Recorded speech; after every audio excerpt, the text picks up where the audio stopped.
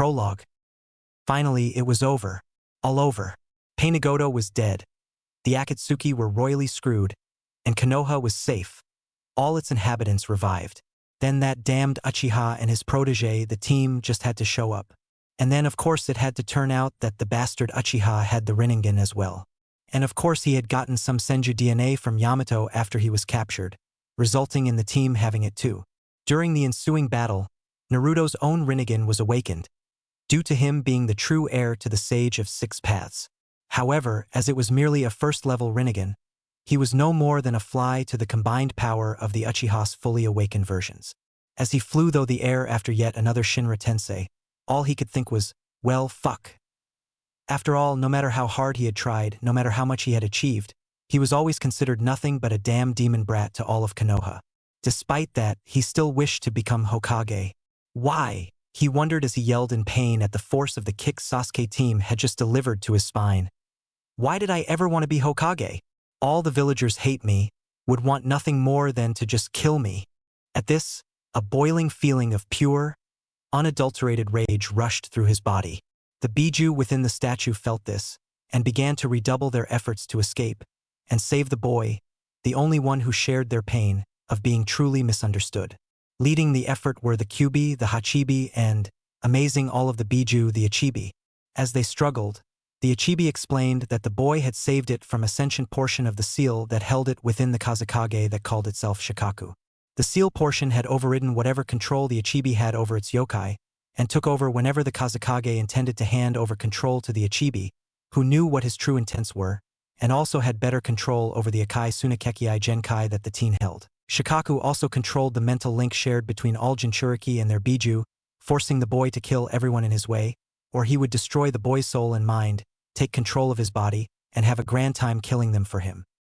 Finally, the Bijuu managed to force enough of their remaining yokai into a tailed beast ball, and promptly released the energy. Coincidentally, the man calling himself Madara Uchiha had just launched Naruto at the statue, with both projectiles landing at exactly the same time in exactly the same spot. The resulting concurrent feedback of Naruto using what was left of his chakra to try and cushion the impact, and the tailed beast ball impacting caused a resonance so powerful, it completely obliterated the statue. The Bijuu, seeing as they only had seconds left before Naruto died, forced all their power into the teen, as well as the very fabric of space-time. The explosion had already weakened the fabric and the chakra wall protecting it, but the force of 9 of the Bijuu ripped what remained in the area to shreds, while at the same time sealing themselves in the young man and forcing him through the portal. Chapter 1. Awakening. Ugh, my head. What the hell happened?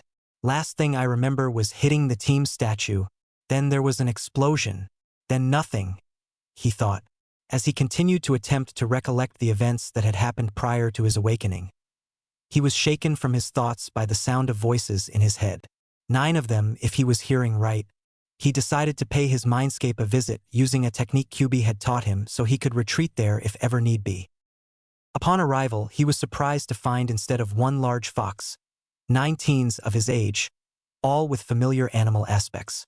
One of the male teens had horns, and the apparent leader of the group, La Femme Fatale in his opinion, had what appeared to be fox ears, a tail, the most vibrant red hair he had ever seen, sans his mother, and the biggest bust he'd ever seen other than Tsunade. On closer inspection, they all seemed to be familiar, so much so that when the realization hit him, he yelled quite loudly. Prior to his arrival in the mindscape, the 9-tailed beasts, after finding one another within the vast plumbing system of Naruto's chakra, convened to attempt to create a plan of action and figure out where and when the hell they were.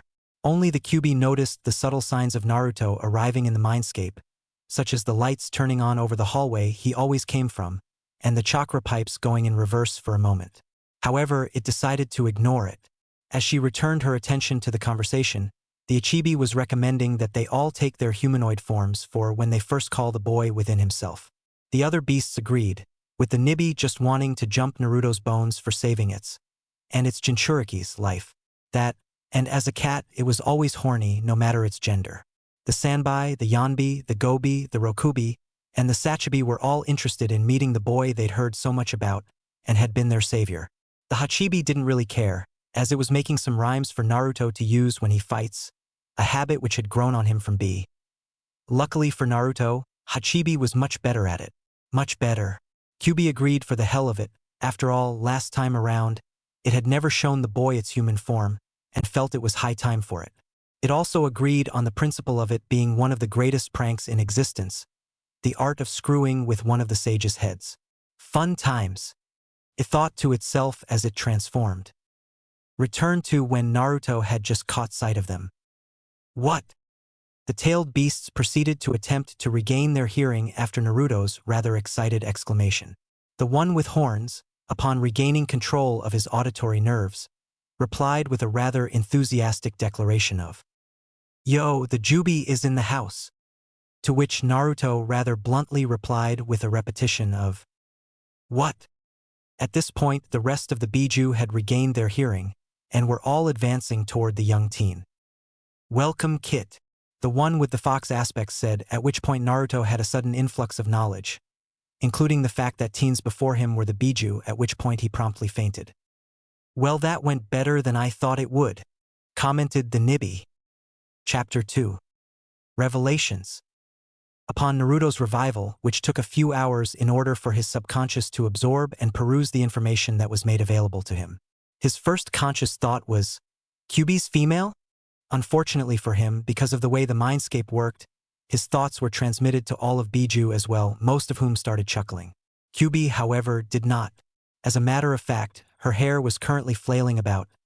Her bright red fox aspects became menacingly sharp, as a murderous shroud appeared behind her as she cracked her knuckles. At this sound, Naruto, who'd had a little too much experience with the noise from Tsunade, immediately flew into the air and tore off down the hall near him, Kyuubi chasing close behind, yelling about how she was going to kill the little brat. Yep, just like Tsunade.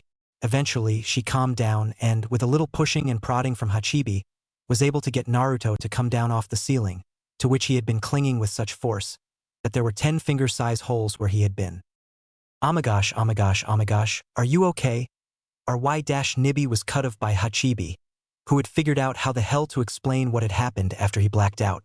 After the explanation, Naruto was still trying to figure it all out.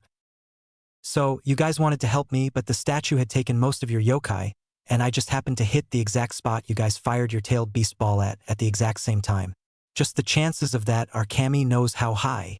And now I'm also expected to believe that the explosion also helped rip a hole in space-time, and the chakra wall just happened to be weak enough that you could pinpoint the time and place that you wanted us to be." "Pretty much, yeah. You actually should get going. Today's the day of the shinobi exam." "What? Why didn't you tell me sooner?" "Relax, Kit. Remember, those who hold possession of the highest control of the mindscape can choose the speed of the passage of time within it. In this case, that would be me. I already made it so that only a second goes by in the real world for every hour in here. Either way, you still better get going. You don't want to risk it anyways." One trip out of the mindscape later. After he had returned to the real world, Naruto got dressed as fast as possible, made some ramen, and in a flash of a dark orange cloak, which had somehow materialized in his closet, an action which the Bijuu swore they'd reveal to him after he became a shinobi. He was dashing across the rooftops, slurping noodles as he flipped and spun around obstacles. It turned out that, while his body had become that of his 13-year-old self, his skills stayed in proportion to what they had been before what he and the Bijuu had come to call the rewind. However, since he also had a metric ass ton of yokai now, all of the Bijuu's full power since they all want to help him, and his own is the Jubi, which I swear I will explain at some point, he had to learn to control it as well as learn how to create chakra and yokai constructs, and he still had to learn Bijuu elemental manipulation. In other words, it was good that he still had most of his shinobi skills, given that he would have to learn everything else at the same time as keeping up a reasonable facade of his past self, even if only for the day. Upon his arrival at the academy, he heard an all-too-familiar clamor coming his way. Naruto quickly leaped up the wall, using parkour skills he never knew he had, which for the sake of all characters' sanity, all who are escaping fangirls shudder shall have, but only for the time needed to escape, and leaped through the window to the hallway connecting to Irika's classroom. As he looked back, he noticed he wasn't a moment too late, as Sasuke came tearing into view, spinning, flipping, and rotating through the crowds in front of the academy with a terrified look on his face. Not 10 seconds later, he could see the bewildered crowd of citizens rapidly being split as a huge dust cloud tore through it, which if he squinted he could see Sakura and Ino bashing civilians left and right as they squealed their battle cry of Sasuke-kan, etc. Naruto quickly preformed a henge via the in portion of his yokai, making it unbreakable even to Kurenai, which made him look exactly as he had on the day of the exam the last time he'd taken it, aka the time before the rewind occurred. He even remembered the stupid jumpsuit. The only reason he had even worn the thing was because it was the only thing the villagers would sell him, and even then at 3 times the normal price.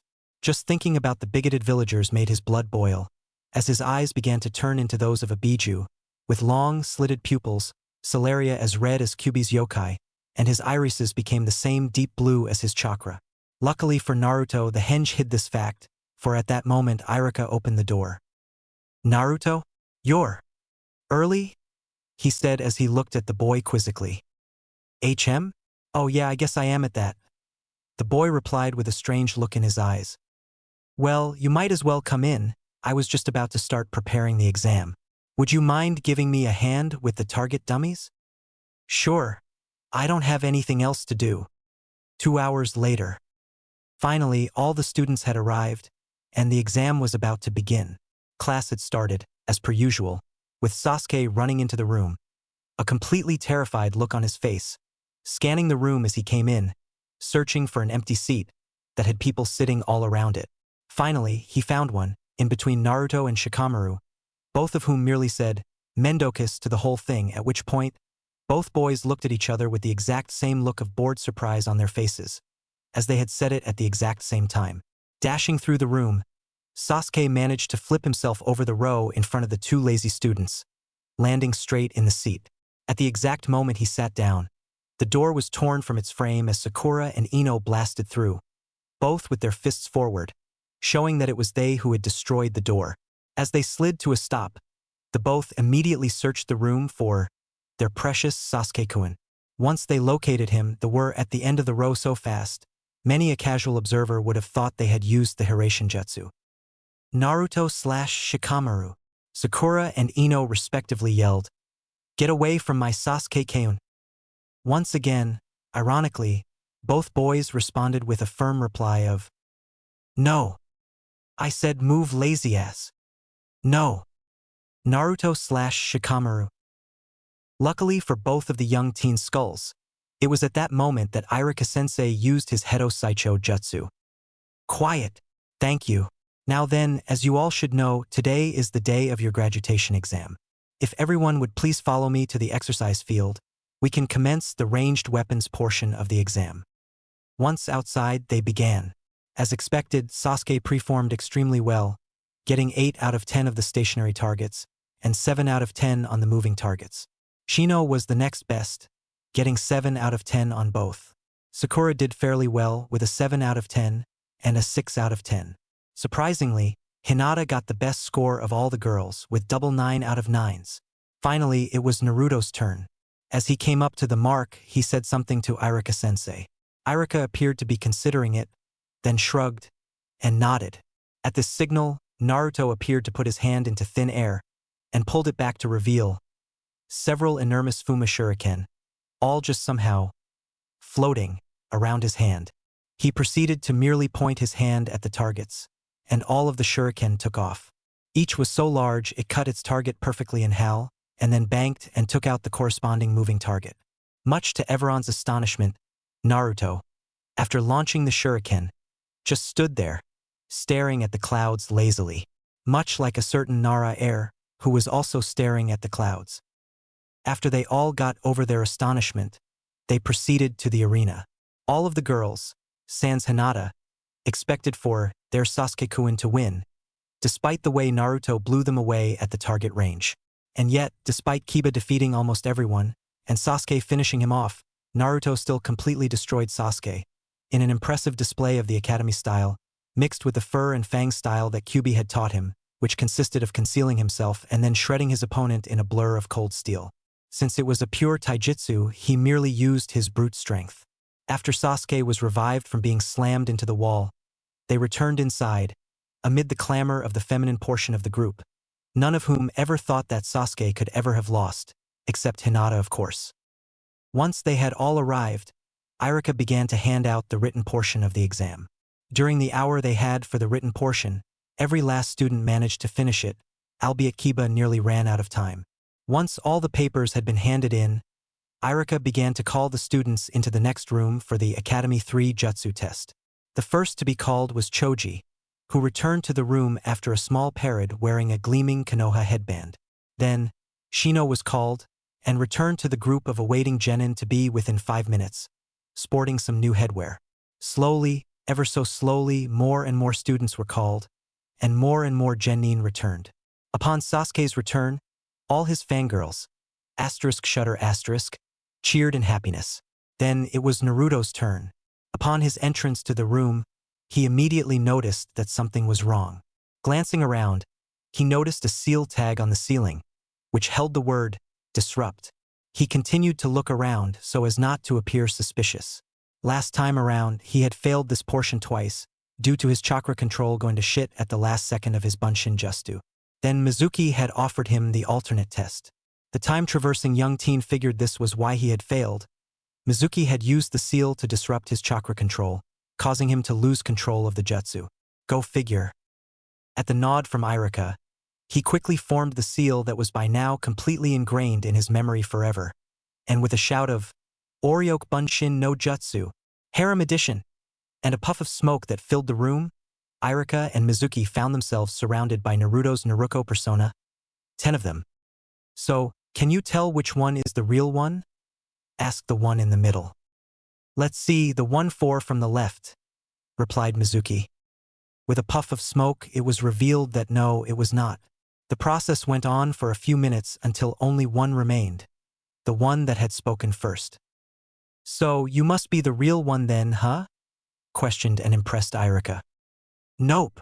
With a smile and a small wave, the last Naruto disappeared. What the? But how? Mizuki wondered, an astonished look on his face. Irika proceeded to calmly open his ninja tool pouch and pulled out an odd kunai that appeared to be made of a metal the exact same color as Naruto's hair. He threw it in the middle of the room, and with a crack of displaced air and a puff of smoke, a smirking Naruto was revealed, much to Mizuki's surprise and Irika's growing amusement. Waboo! When the hell did he get in your pouch? Mizuki exclaimed. During the smoke from the bunshins, I used the henge to turn myself into the kunai, had one of the Oryoke bunshins put me in their pouch, then preformed a kawarimi to switch with one of Irika-sensei's kunai, Naruto said with a smirk on his face. Mizuki's jaw fell even further, while Irika's grin grew. Well, I'm convinced. Methinks that we have our genin of the year for the rookies, Irika said, genuinely impressed with the display. Naruto's performance today had been the best he had ever seen or heard of, outside the Yondaime Hokage and Itachi. He took the only remaining headband off the table before him, and with a quick hand seal, summoned a scroll. Taking out a brush, he began to write on the scroll, detailing what had happened. Placing it and the headband on a seal engraved in the desk, he poured some chakra into it and both vanished. While waiting for a reply from the Hokage, he explained to Naruto that all of the teachers' desks, and all of the desks belonging to high-ranking ninja had the seal, with the purpose of acting as a message delivery system, with the teachers' desks being able to only send things between them, the scroll file system, and the Hokage's office. The ninja desks could send it between themselves, the scroll file system, and the Hokage's office, but the two systems ran on different channels, with the officials' desks being marked priority. The seal itself had been created and implemented by the Yondaime Hokage himself. It was so complex and ornate that to this day, not even Jiraiya of the Sannin, a sealing master himself, could replicate it. Naruto expressed a great interest, so Irika gave him a permission form to go to the ninja library and research it. Finally, the reply came back along with a much different Hideate, of which the headband and medal were both the exact dark orange color as Naruto's cloak under the henge, as the Hokage loved Naruto like a grandson and knew what his favorite color was. Well, congratulations, Naruto. Looks like the Hokage agreed to make you the student of the year, Irika informed an elated Naruto after reading the scroll. Oh, Soroshi! Damn demon brat. I bet all I had that he was using the beast to beat Sasuke, thought Mizuki as he forced a smile onto his face as he shook hands with and congratulated Naruto. He immediately began to formulate a new plan to obtain the Kenjutsu scroll. Back in Irika's classroom, all of Sasuke's fangirls were attempting to fawn over him, while he continued to run like hell around the room, at one point grabbing and holding onto one of the rafters. Unfortunately for him, the fangirls began to pile up and climb over each other, forming an ever larger pillar. Seeing this, he was about to just run out of the room entirely, but at that moment, Irika, Mizuki, and Naruto all entered the room. "Hey, what are you doing here, dope? This room is only for those who actually passed the exam," yelled Kiba. "What do you think this is, dumbass?" Naruto replied with a smirk. "Now that we're all here," Irika interrupted, "I would like to announce the Rookie of the Year, Kunoichi of the Year, and other such rankings." On he went from the bottom up. The students were getting more and more curious about what else Naruto had been hiding from them this whole time. Higher and higher the ranks went until only the top 2 male positions and the top 2 female position remained. Kunoichi of the Year goes to Hinata Hyuga. At this, most jaws in the room completely hit the floor. Everyone had been expecting Sakura to get it, as she was the smartest, or so they thought. And yet, looking back on the day so far, it wasn't really a surprise. Hinata had been the best in ranged, beaten them all in taijutsu, had always done well on tests, and was the Hyuga clan's heiress. They really should have seen that coming. As soon as most of the class had come to this assumption, and Irika was done waiting for them to calm down, he cleared his voice and the title of Rookie of the Year goes to Naruto Uzumaki. What? The angered fangirls' cries could be heard all the way to the Hokage Tower, the namesake of which could be seen sitting reading the new Ika parodies, with large earplugs visible. "Why is the dobe? How did that idiot win? Why?" was the resounding clamor of the room. For one thing, Naruto was the only one of you all to receive a 100% on his ranged exam. He beat all of you in taijutsu, received a perfect on his written exam, and managed to pull off 10 Kage Bunshins, hinged himself into a kunai, and used Kawarimi to switch himself with one of my kunai. All in all, he got 112%. The next best of all of you was Sasuke, who has earned the award for best parkour skills. Now, in a week, your teams and your Jonin sensei will be announced, so be sure to be here by noon. See you next week. At this announcement, the class began to disperse. As he headed over to Ichiraka's ramen to get some food, Naruto couldn't help but wonder if who his Jonin sensei would be. Guess I'll find out later. In the meantime, ramen, he screamed in his head, making the Bijuu within him shake their heads in amusement. Once he got to Ichiraku's, he decided to see if anyone would recognize him without the henge. He backed into an alley and after, making sure no one was around, let the henge fall and walked around the corner and under the banner. "Welcome to Ichiraka's ramen. What can I get you?" asked Iam, wondering who the teen wearing a dark orange cloak and a Konoha headband to match was. "Wow, guess I did change, huh?" said the teen, looking like he was deep in thought. "Excuse me, sir? I'm kinda sad you didn't recognize me. I am Nasan. And Naruto." "Yep. Wabi you how when?" she blubbered. "Well, you see, that's quite a tale." And so, the orange-loving genin began to tell the story, quietly, so no one would overhear. "Now remember, you can't tell anyone till I've cleared it with the Hokage, okay? Well duh, Altoug, I somehow can't think of anyone who would believe that tale anyway, not without you there as proof." "That's true. Speaking of the Hokage, I suppose I ought to go tell Gigi that you should see you later. Another time, and thanks for the ramen." At the Hokage Tower. The immense tower stood before the even larger Hokage monument, gleaming in the late afternoon sunlight. After he had reached the tower, Naruto did a quick scan of the area via chakra pulse and redid his henge. On his way to the tower, he had noticed the slight looks of attraction, occasional lust, and envy from every male in town. Not particularly wanting to get jumped in the streets, he had immediately taken to the rooftops. Once he was sure the henge was in place, he entered and made his way up through the tower. The Hokage's secretary tried to stop him from entering the old man's office by claiming that he was in a meeting, but Naruto knew the old Hokage's habits, and right now was his Ika time. No exceptions. Not counting emergencies. "Hey Gigi, would you look what I got?" Naruto cried out as he entered the vast office. He noticed the slight blush on the old man's face as he attempted to put the book away, but slipped out of his chair and fell flat on his face. After he was done laughing, and several death threats from the fallen leader, Naruto helped him back up. You don't know how proud of you I am now, Naruto. Going from the 3-time failure to the Rookie of the Year. Yeah, about that. There's a reason for my sudden improvement. Oh? And might I ask where to procure similar drugs? The old man joked. Very funny. But the truth is, I am not the Naruto you once knew. Do tell.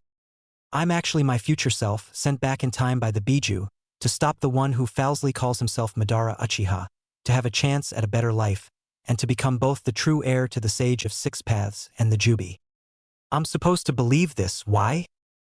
Easier to show you, I guess. Bijuu. Bijuu Bun Shin Ichikyu. Tailed Beast Release. Tailed Beast Clone, 1 through 9. He exclaimed as he channeled the Bijuu yokai within him. A slight demonic growl, reminiscent of his past run through entering his voice. All at once, with a rather loud crack, the Bijuu appeared in their Bijuu aspects forms, and Naruto stood there in his full, unhinged glory. Needless to say, the tales of how fast Hiruzen Sarutobi's jaw dropped, and the amount of floors it crashed through, are still told, and still theorized on for generations. Upon recovering from the shock and Naruto dismissing the Bijuu, the aged Sarutobi reached for the door and stuck his head out, informing her to forget the sound she had just heard, and to make sure no one came within the next several hours. Withdrawing his head, he turned to his desk, and after running through a few seals, activated a seal on his desk.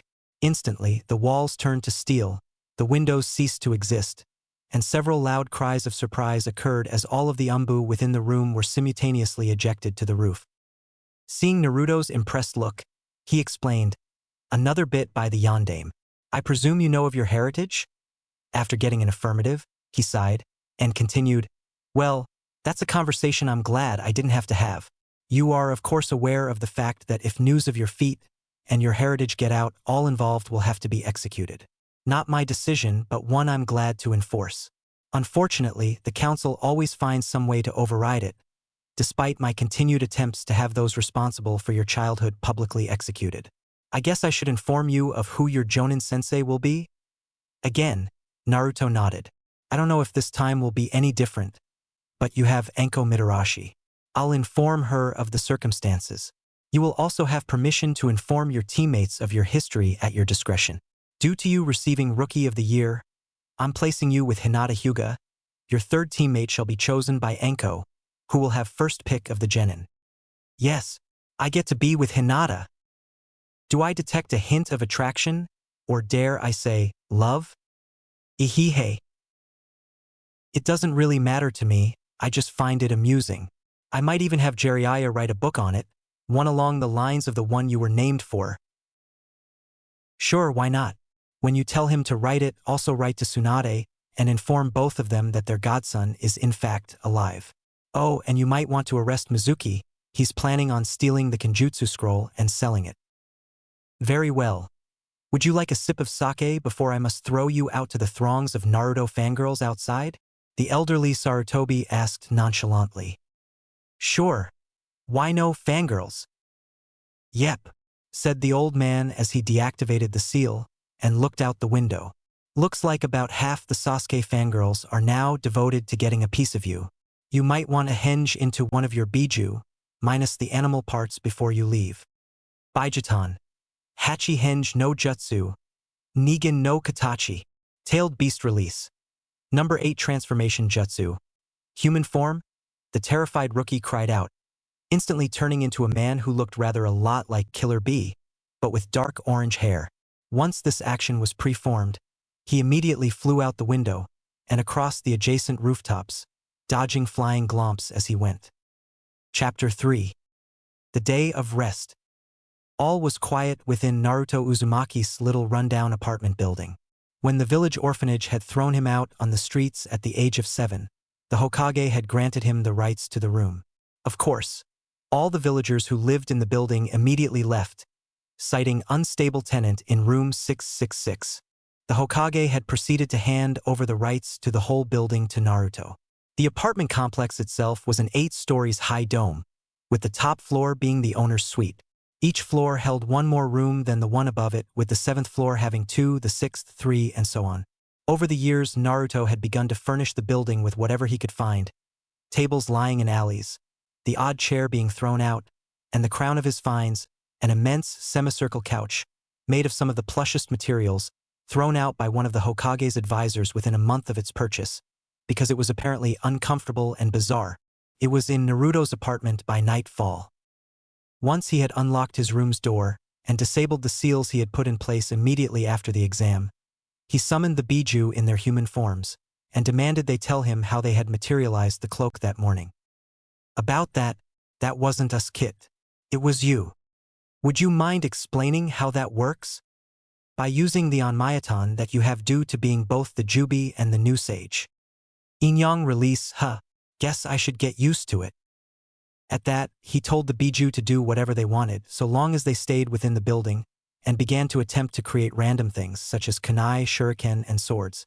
His results were, well, admirable, as a modern art piece. What the hell? I could do it before with the cloak and the Fuma shuriken? Hearing his annoyed exclamation, Q poked her head in. Bit of trouble, Kit? I can't even make a freaking kunai, much less a sword. Well, when we were little, the old sage always looked like he just mentally told something to exist, and it did. Might as well try it. With a loud crack of displaced air, the largest TV Naruto, or the Bijuu for that matter, had ever seen appeared. Holy shit, the Bijuu and the sage exclaimed. What was the holy shit? Cried Hachibi as he came into the room. Meh, what's going on, holy shit? Exclaimed Sachibi, as did all the other Bijuu who had entered with him. Quick, make an Xbox, was the first thing out of Hachi's mouth after he got over his shock. Several loud cracks later, every imaginable system was sitting under the TV. Then, with another loud crack, there was a huge pot of ramen sizzling on the new stove, a bed in each room the Bijuu had claimed, and a shiny new computer sitting next to the TV, all with the Uzushio Kagure emblem shining on them. Several hours later saw the Bijuu and the sage all sitting on the couch, watching Naruto face off against Hachi in the new Ninja Clash game. Titled Shinigami Clash, Naruto was playing as the guest character, the Yondaime Hokage, and Hachi was playing as the lightning demon, Rai. The Yondaime's model was that of the outfit he wore to face the Kubi. Rai's model was similar to the appearance of Killer Bee, but with dark blue skin, hair rather like Kakashi's. The most distinguishing characteristic of Rai was his glowing electric blue eyes. That, and the large bolts of lightning that jumped between points of his hair on occasion. Hachi's tactic consisted of rapidly jamming the quick attack button, while Naruto's consisted of liberally applying Hiraishin seals all over the arena and Rai. Upon the completion of this task, he began to use the Hiraishin to teleport behind Rai, grab him, and continuously flipped between the other ones, dropping him, flinging him around, and just generally wailing on him. At last, Rai was down to his last bit of health, and all Naruto had to have the Hokage do was go over and poke him in the forehead. Rai immediately fell over backwards, landing flat on his back, unconscious. A rather obnoxious game over. Winner Yondaime Hokage. Screen began to flash, before Hachi turned off the TV. So, now what? Asked Naruto. Now, we train you in your Bijuu skills, said Q, and within seconds they were all in the mindscape. Over the next few hours, Naruto's real body was covered in a cloak of multicolor yokai, slowly transforming the time-traversing teen's body into that of, simply put, the best ninja he could be at the moment. Within his mind, the landscape had changed drastically. The 10 Bijuu were standing in what looked like your average field, if you ignored the various hunks of rock, craters, and dead bodies. Naruto was standing in the middle of it all, panting heavily. I think that's all for today, Kit. Tomorrow you get to meet Anko and Hinata again, and whoever Anko chooses as the third. Q relayed to the sage. Yosh! Naruto cried, and promptly fell on his butt, fast asleep, in both the mindscape and the real world. Chapter 4. Baka no Hentai Sensei. It was a beautiful Monday morning, if such a thing is indeed possible. The sun was shining, the birds were singing, and in two separate apartments on opposite sides of the village, a certain blonde and a certain dark purple pineapple head were both having rather similar moments. Their days began as such. What time is it? I'm late. The duo then began to get dressed in a flash, still unaware of their unison. Ramen/dango. If one were to stand in the middle of town at this point, you would be able to hear a cacophony of gulping and slurping noises. The genin and the jonin both then took to the roofs in a flash, converging on one place, the academy. Welcome, young genin, to the first true day of your shinobi life. In a minute, I will be calling out your teams and your jonin sensei's name, so when they enter, please find them and the rest of your team. Irika announced, looking proudly over the young teens who were not so long ago still his students. Sometime later. Team 10 is Ino Yamanaka, Shikamaru Nara, and Choji Akimichi. Your sensei is Asuma Sarutobi. Finally, Team 11 is Naruto Uzumaki, Hinata Hyuga, and Furyu Usagi. Your sensei is Anko Mitarashi. Hinata and Yuryu both looked around, found each other, and were confused as to the location of their teammate and their sensei. The next instant, the door and the window opposite each other burst open, the causes of these events both yelling out, "I'm not late, am I?" At which point the oddly in sync duo stopped and stared each other down. Who the hell are you? Naruto Uzumaki/Anko Mitarashi. Why the hell are we in sync? Can you two calm down a bit? Asked a slightly terrified Irika. Why? You're startling the genin. Oh. Sometime later on the roof of the academy. So, why don't you three tell me something about yourselves? Anko suggested once they had reached the roof. Why don't you go first so we can have an example? Hinata asked nervously. All right, let's see. My name is Anko Mitarashi. I like dango, money, and pranking. I don't like lecherous old men, burnt dango, and traitors. My hobbies include pranking, being a pervert, and eating dango. Now you first, bunny man. At this, Furyu fumed a little, but began regardlessly. My name is Furyu Usagi. I like rabbits, listening to the wind, and good suits. I dislike unchivalrous men, lecherous old men, and seeing beautiful women cry. My hobbies include, but are not limited to, playing video games, being a pervert, and practicing kinjutsu. Next up, the legendary blonde Gaki. Naruto's ears twitched, but he calmed himself, informing the Bijuu to remind him to prank Anko's house next. My name is Naruto Uzumaki. I like foxes, ox octopuses, demon rhino beetles, slugs, dolphin horses, apes, giant turtle crustaceans, monster cats, tanukis, and ramen. I extremely dislike perverted old men, such as a certain white-haired Konoha elite, men hurting a woman, and assholes. My hobbies are kinjutsu, taijutsu, ninjutsu, fuinjutsu, genjutsu, senjutsu, sagejutsu, pranking, hurting lechers, and eating ramen. Wow.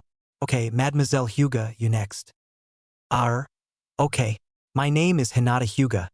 I like my family, practicing music, and reading. I dislike Kiba Inuzuka. He's creepy, rapists, and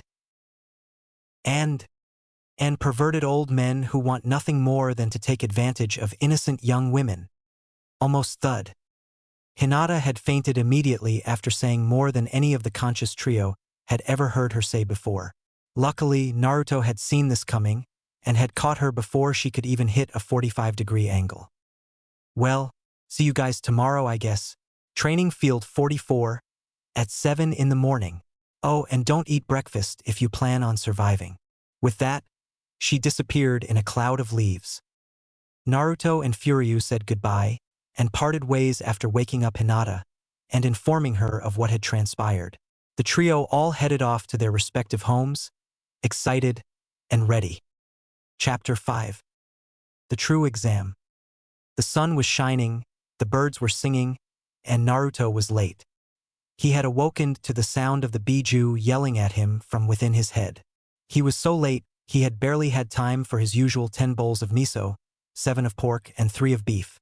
At this point, he was dashing across town, trying to avoid the early bird fangirls. Unfortunately, he wasn't succeeding. Just when he thought that his luck had run out, he discovered that they weren't following him anymore. Looking around, our hero noticed the fact that there was an enormous forest behind him. He also noticed the fence, which held a sign saying, "Training Ground 44 Caution. Keep out unless authorized." Well, I guess Anko authorized us. Onward. He yelled within his mind, causing the Bijuu to shake their heads and sigh a little, due to how fast he had bypassed the warning signs of death. As the blonde speed inward through the forest, he wondered if the others had done the same. Shrugging, he continued toward the center until he found the tower that the second round of the Chunin exams had concluded in, and had held the preliminary portion of the third round. Ah, good times. Onward. Once again, the blonde got a sigh for his troubles. Buffed, he ignored them. After all, he got to be with Hinata-chan, and Furyu had never been mean to him, either time around so far, so he chose to like the desert dragon rabbit. Once inside, he discovered that the place was clean and looked lived in. As he headed toward where he remembered the arena was, Naruto either peeked into every door he came across, or created another Kage Bunshin to continue searching the place. Upon arrival at the arena, his Kage Bunshin all dispelled at once, leaving him with a head crammed full of the layout of the entire building, which appeared to be completely empty.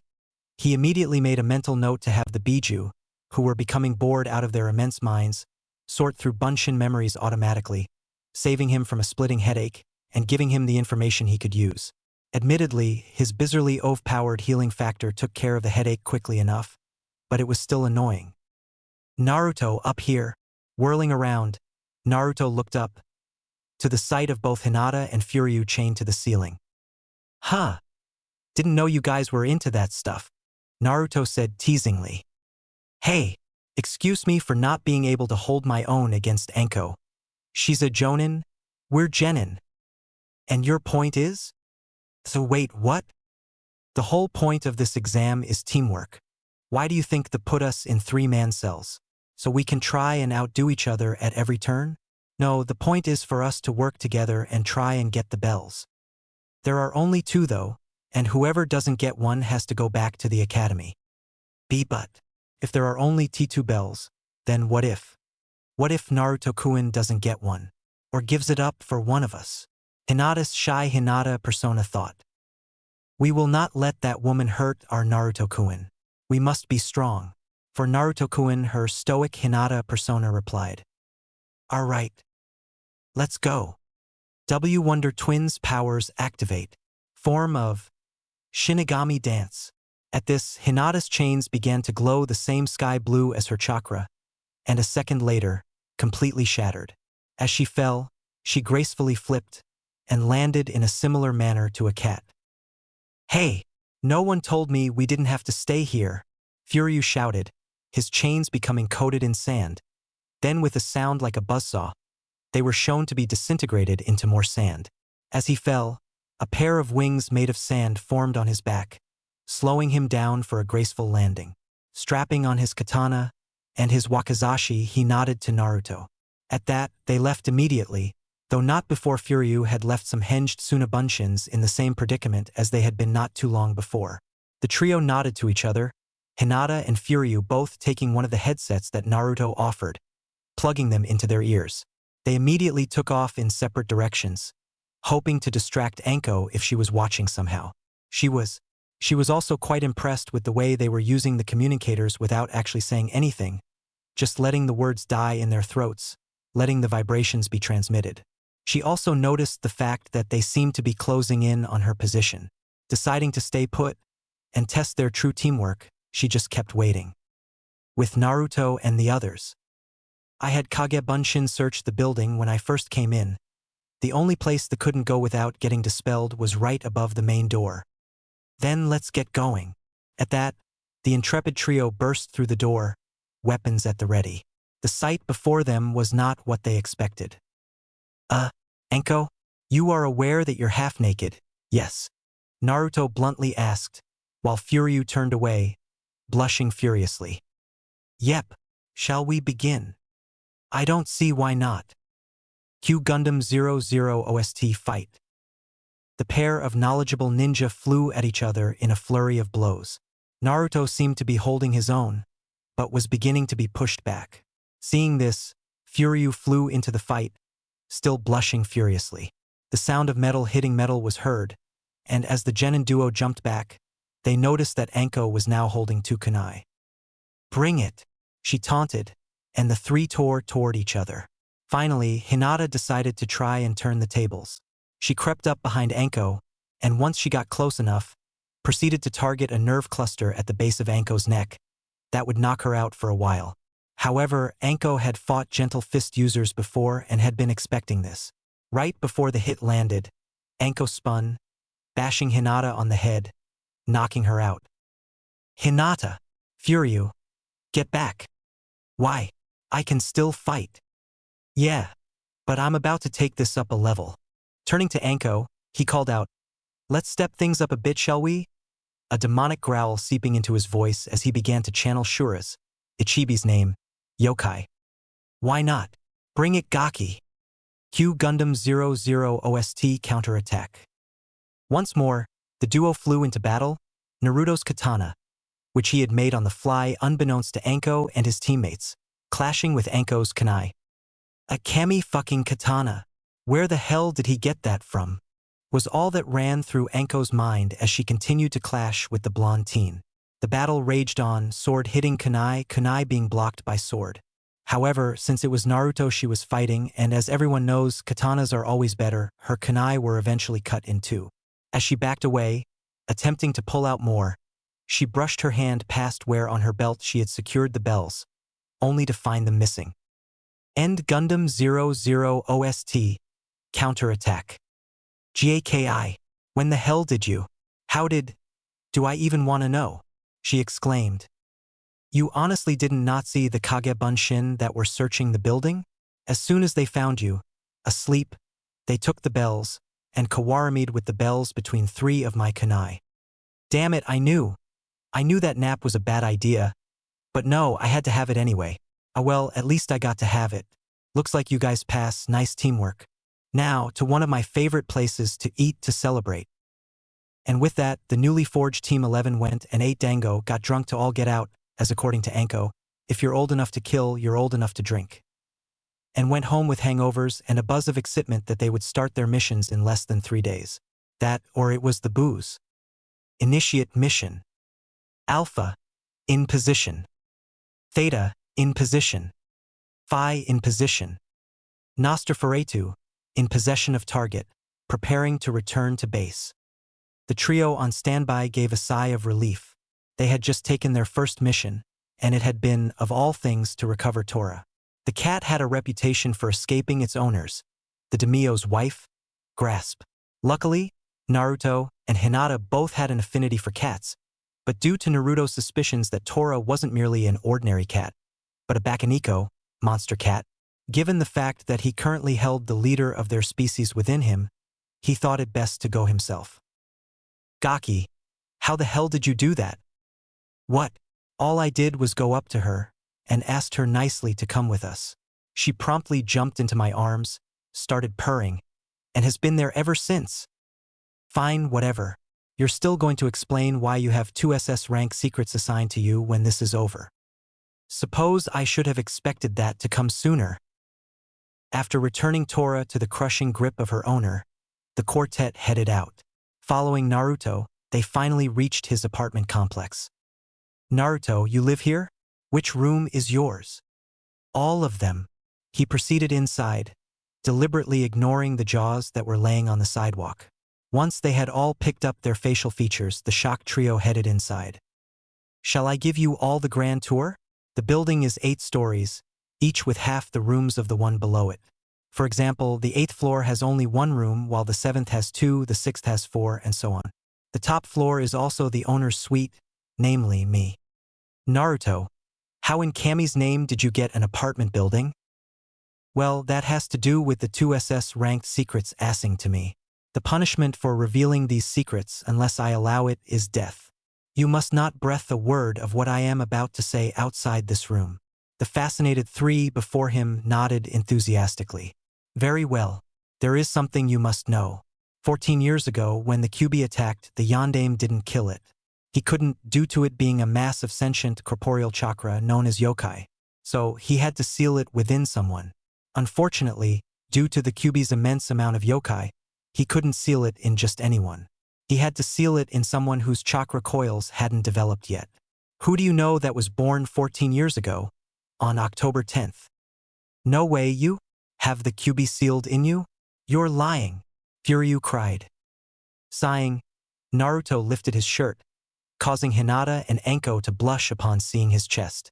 Channeling some chakra into the seal, the trio before him felt their jaws fall away from their faces, landing on the floor yet again. The sight before them was the Uzushiogakure symbol, but with 11 swirling lines within it. Between each of the lines was a different color, in order. A sandy tan, a blazing blue, a purple gray, a brown red, a very light turquoise, the purest white, an iridescent green, a bright purple, a blazing red, and finally the purest gold swirled with a royal purple. Hint hint, those are the Bijuu's symbolic colors in this. There will be a test, and they will probably turn up again, not just in the color of their yokai. He pulled his shirt down as he let the chakra dissipate. Now do you believe me? Gaki, I've seen all of the scrolls on the seal the Yondaime put on you, but all of them said it was a hack no Fuin Shiki, 8 trigram sealing. Not whatever seal that is. And that has to do with the second SS secret. I am actually not the same Naruto that you knew. Well, I am, but I'm not. I am the original, sent back in time to relive my life the way it should have been. The third SS secret is that I am the true heir of 6 paths, the Jinchuriki of the Bijuu, the Jubi incarnate, a Kekii Genkai vampire, and there's probably something else I'm forgetting. Needless to say, if their jaws could have dropped further, they most likely would have. Furyu was lying on the floor, frothing slightly at the mouth. Anko was sighting in the corner, crunched into a ball, murmuring slightly insane nonsense, and Hinata? Hinata was out cold. Fuck. Guess I have to snap them out of it. Chapter 8. Crash of the Wave, Fall of a Titan, Part 1. Oi, Gaki, wake up. We've got a mission. With one final crash, Naruto awoke to the now familiar sight of his door being torn to shreds as Anko continued to pound on it. Upon hearing the prospect of a mission, Naruto instantly materialized his outfit around him, consisting of dark orange shinobi pants, a black shirt, his cloak, his headband, his tool pouch, and his sword, which the Kyuubi had called Kitsune's Tail. See DeviantArt for sketches and models. Opening the poor door before Anko could completely obliterate it. The duo headed for the Hokage Tower, Naruto slurping ramen as they tore over the roofs. Within the Hokage's office. Team 11, this will be your first C-rank mission. Your job is to escort Tazuna the bridge builder to Nami no Kuni. You should know this if you're still here, but Wave Country. And to protect him while he completes the bridge that will connect our countries. You should expect to encounter some bandits at most. They shouldn't give you much trouble though. Now, I suppose you ought to meet the client. Come in, Tazuna. The Hokage elaborated. The sight of a drunk man walking in is not usually a good sign when it comes to judging a client, but when the first sentence out of their mouth is, "These brats are supposed to protect me," has a tendency to piss people off, specifically one blonde Bijuu. And what, might I ask, the hell is that supposed to mean? That none of you look like you could stop a baby from walking into a wall. Want to try saying that again, dipshit? Naruto replied, a hint of demonic essence reaching his vocal cords as he threw some killer intent at Tazuna.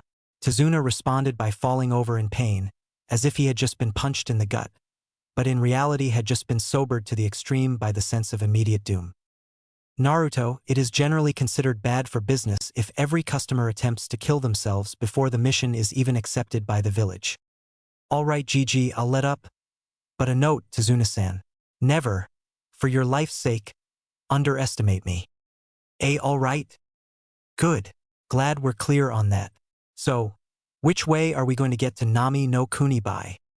I've arranged for a friend of mine to meet us with a boat and transport us in under the cover of night. We leave in 2 days. With that, the shinobi took their leave and headed home to pack. The next day, the sun was up, the birds were singing, and Naruto Uzumaki was sitting on the head of the Yondaime Hokage. All around him, there was a small clearing, where it could be seen was a monument in the form of one of the famed Hokage's Hiraishin kunai. If one of sufficient training were to look closely, they could see that the kunai was a working copy, and that it had been used recently. They could also tell, if they were so inclined, that the Naruto Uzumaki sitting on the monument's head was merely one of many, all meditating in various locations around the mesa that made up the monument. All of the clones were sitting perfectly still, seemingly doing nothing, but in fact gathering nature chakra. The purpose of this was to see what would happen if Naruto were to dispel them all at once, and if the clones could choose which instance of Naruto to send the gathered chakra to. However, collecting the necessary nature chakra, without access to Mount Myabuko would take an insane degree of time, even for so many clones. So here they stayed, gathering and waiting. In other news related to the Blonde Baka, Team 11 had gathered at the front gate of Konoha, and were waiting for Tazuna to show up. Naruto and Furyu were playing poker, with spectacularly entertaining results for Anko and Hinata. For Anko knew of his insane luck from her time acting as an umbu guard for the boy, and decided to share this little fact with Hinata. Furyu, however, was informed of no such thing. As a result, he was losing Ryo rather quickly, each new game betting more in desperate bids to get his money back, and continually losing. An excerpt of the banter from these games goes as such. "Ha! I have you now. Straight flush. Oh, poor me, seems I just have a... Let's see if that's a king and that's a queen. Royal flush. Why, how do I even want to know? I'm just really lucky. I swear I didn't cheat. Yeah. Gimme my damn Ryo back. Nope. It's your own damn fault for betting against me. Fine. Blackjack. 10 minutes later. Ha! 39. Let's see. 42. The universe is just screwing with us now, isn't it? Yep. Oi, you brats ready to go? Tazuna cried as he finally arrived. The ninja were surprised to see that the bridge builder was quite sober, and was in fact prepared. Shrugging it off, Team 11 and their charge turned, went through the gate, and headed out. Some time later, they had been walking all day, and it was now noon. Tazuna had explained that Nami no Kuni had once been the greatest trading empire ever known, until Gato had come into the picture. He was originally just a small-time dock owner, but as time went on, he began to buy up more and more of the other shipping companies, until about 2 years ago he had finally taken over the last one. He immediately began taxing the general populace, to such an extent that Nami no Kuni had gone from one of the richest civilian countries in the world, to the poorest. During this conversation, Naruto had noticed a puddle, despite the fact that there hadn't been rain in the area all week. He alerted Anko via hand signals, who nodded and replied to just keep walking.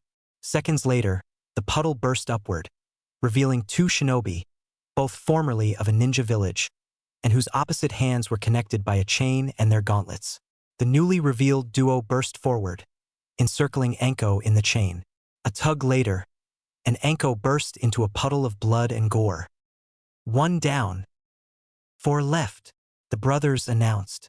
Charging toward the remaining ninja, they suddenly found themselves unable to move. A quick glance at their legs revealed that their respective limbs were completely trapped in sand. All attempt to free themselves was met by the sand offering more resistance.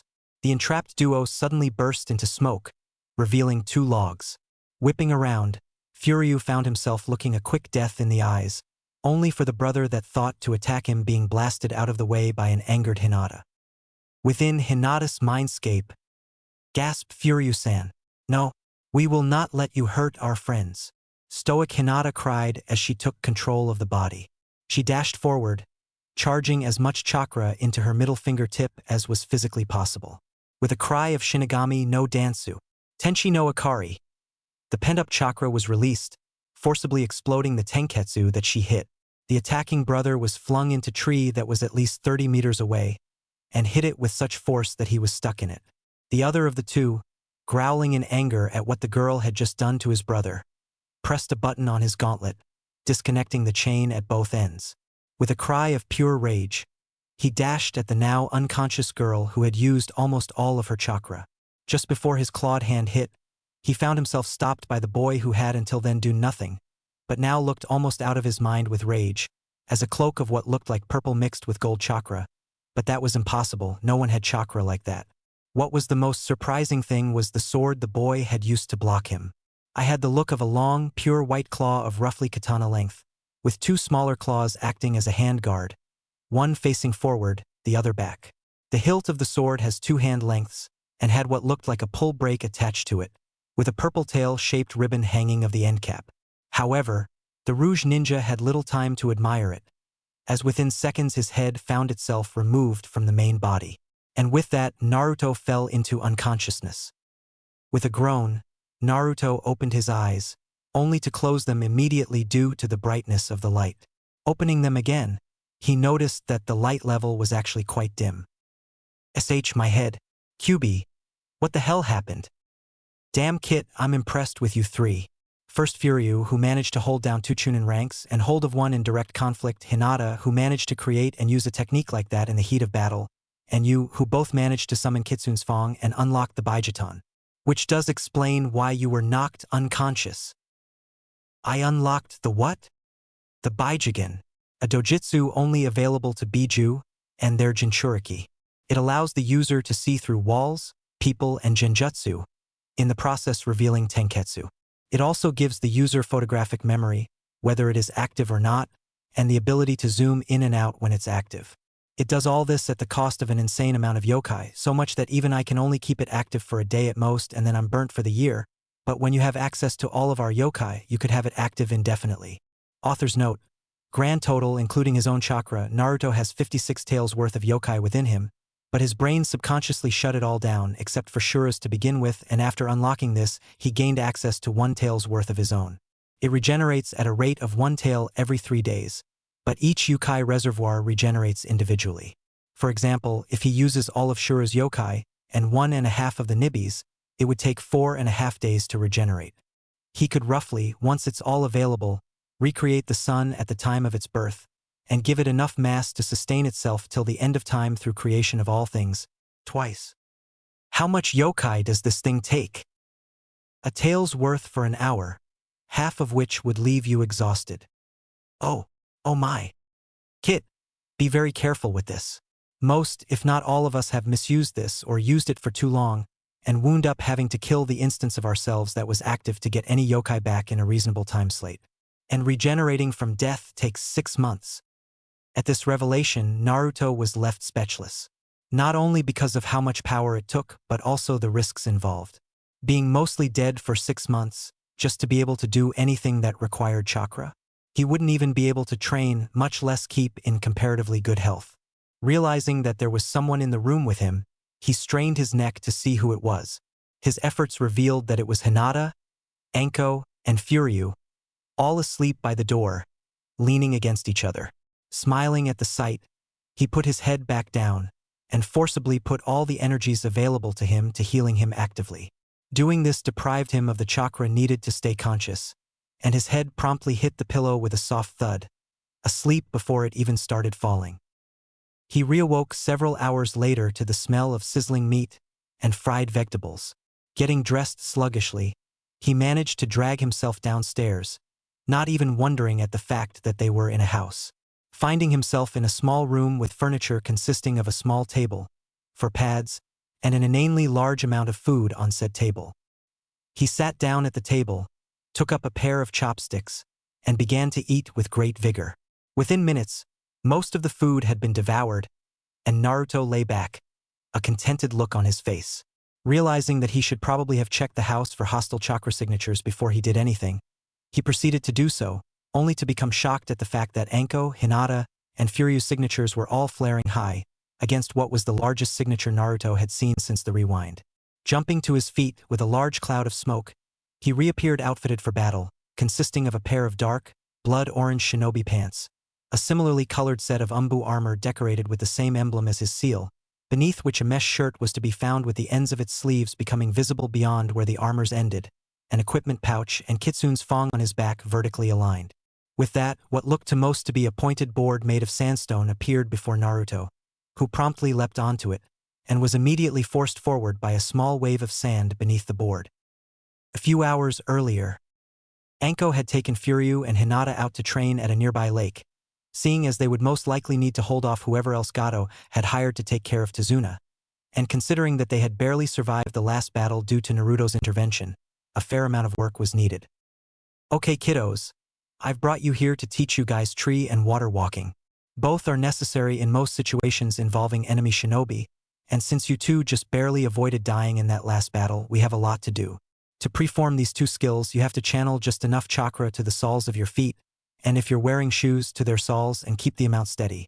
If you use too little, you'll just fall off the tree, and if you use too much, you'll be sent flying by the resulting explosion of forcing that much chakra into a foreign object. Use a kunai to mark your progress. Go!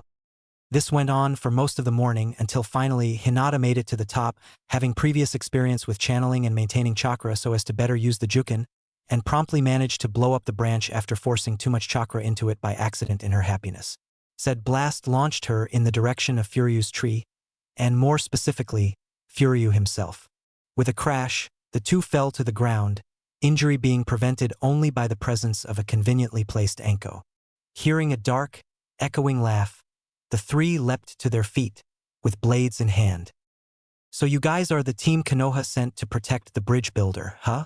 Looks like today is going to be the easiest one I've had in weeks. Anko-sensei, who is this guy? And what the hell is he talking about? Furyu requestioned. His name is Zabuza Momochi, a nuke-nin of Kiri. He was one of the last generation of the Seven Swordsmen, and was the only survivor of his graduation exam. How strong is he? Well, simply put, unless we get some help, we're fucked. Blast your chakra as much as you can without a significant drain. Maybe Naruto woke up. Heh! It doesn't matter who comes to help you, you're all dead. With that, Zabuza burst forth from the tree, charging straight for Furyu. With a flare of sparks, the oversized butcher's knife met chakra-forged alloy, and the two forces began to fight for dominance. Seeing an opening, Furyu quickly flipped back, flinging kunai as he went, with Anko and Hinata providing covering fire. While Zabuza was busy deflecting them, Furyu dashed forward, and with one slice cut Zabuza in half. The trio all had a look of shock on their faces, until they witnessed it revert into a puddle of water. Damn, if that was just a Mizu Bunshin, then how strong is this guy really? See for yourself. Turning toward the sound, Furyu barely had time to raise his wazukashi before Zabuza was upon him. With a flash of compressed metal, Furyu found himself without a sword. Drawing his katana, he turned to block, only to have his sword again ripped from him. Is that it? Really, I'm surprised, the student of the snake mistress of Konoha, and you can't even hold your own against me. If that was all you had, I think I'll go take care of the other two first. Bastard! I will not lose to the likes of you. In a flare of chakra and sand, Furyu's swords were returned to him, and a Lapin mask had materialized upon his face. What looked to be a cloud of sand materialized into wings, and an array of swords, all okatana length, appeared behind him. Shirkai, Usagi no Dansu, Hayaku ha no Suresu. In a flash he was upon Zabuza, blades flying all over. Damn it, what the hell? What is this technique? The only thing I've ever heard of that had control of sand to such a degree was the family of the 4th and 3rd Kazekage. But how the hell did their Kekkei Genkai end up in Konoha? Not 2 seconds after thinking this, he failed to block one of the blades, which the impact of which blew him backward, pulling himself up off the water where he had landed.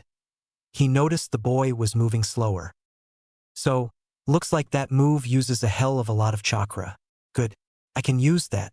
At that, he took off, leading Furyu on a chase through the surrounding jungle. Furyu was slowly losing momentum, and finally, after their 3rd lap of the lake, fell down in a heap near Anko. So, looks like the brat couldn't keep up after all. Go figure. Who's next? Hinata, you need to go and get Naruto. Now. Hi. Oh no you don't kiddo, you're not going anywhere. Zabuza said as the Mizu Bunshin that he had just made overtook Hinata and stopped her from going any further. Damn it, Hinata! Anko cried as she dashed toward the Bunshin. However, to Anko's surprise and Zabuza's shock, the Bunshin burst, revealing Hinata cloaked in her chakra. A closer inspection revealed that she was expelling chakra from every tenketsu. Such an inspection was granted to Zabuza, as she appeared in front of him and proceeded to beat the shit out of him. He finally managed to bring up his sword, only to find it the recipient of several juken strikes, all at critical weak points. God damn it! Why the hell wasn't I told that there was a Hyuga on their team? Seeing that his blade could only hold for so much longer, and not wanting the hassle of having to regenerate the blade from that many pieces, he leapt backwards, only to see that Hinata was still coming. This led to yet another chase around the lake, ending in exactly the same way. Hinata lay exhausted next to Furyu, while Anko was left to fight him by herself. With a flash, the two Jonin-level shinobi leapt at each other, and a long, extended battle began. However, Naruto had finally arrived, and had already sent Kage Bunshin to go and take Hinata and Furyu back to the house, which he had figured was Tezuna's. Looking back to the field of battle, he witnessed the two go through clash after clash, jutsu after jutsu, until finally, in a feint, Zabuza managed to catch Anko in a water prison jutsu, leaving her helpless and drowning. You can imagine his surprise when the arm that was sustaining the jutsu was hit by a Fuma shuriken, forcing it to move, releasing the jutsu. Turning in the direction of the flight path, he discovered that there was what looked to be another shinobi, presumably of Konoha. Realizing that Anko was long gone, most likely recuperating in the brush, he flung himself toward the teen.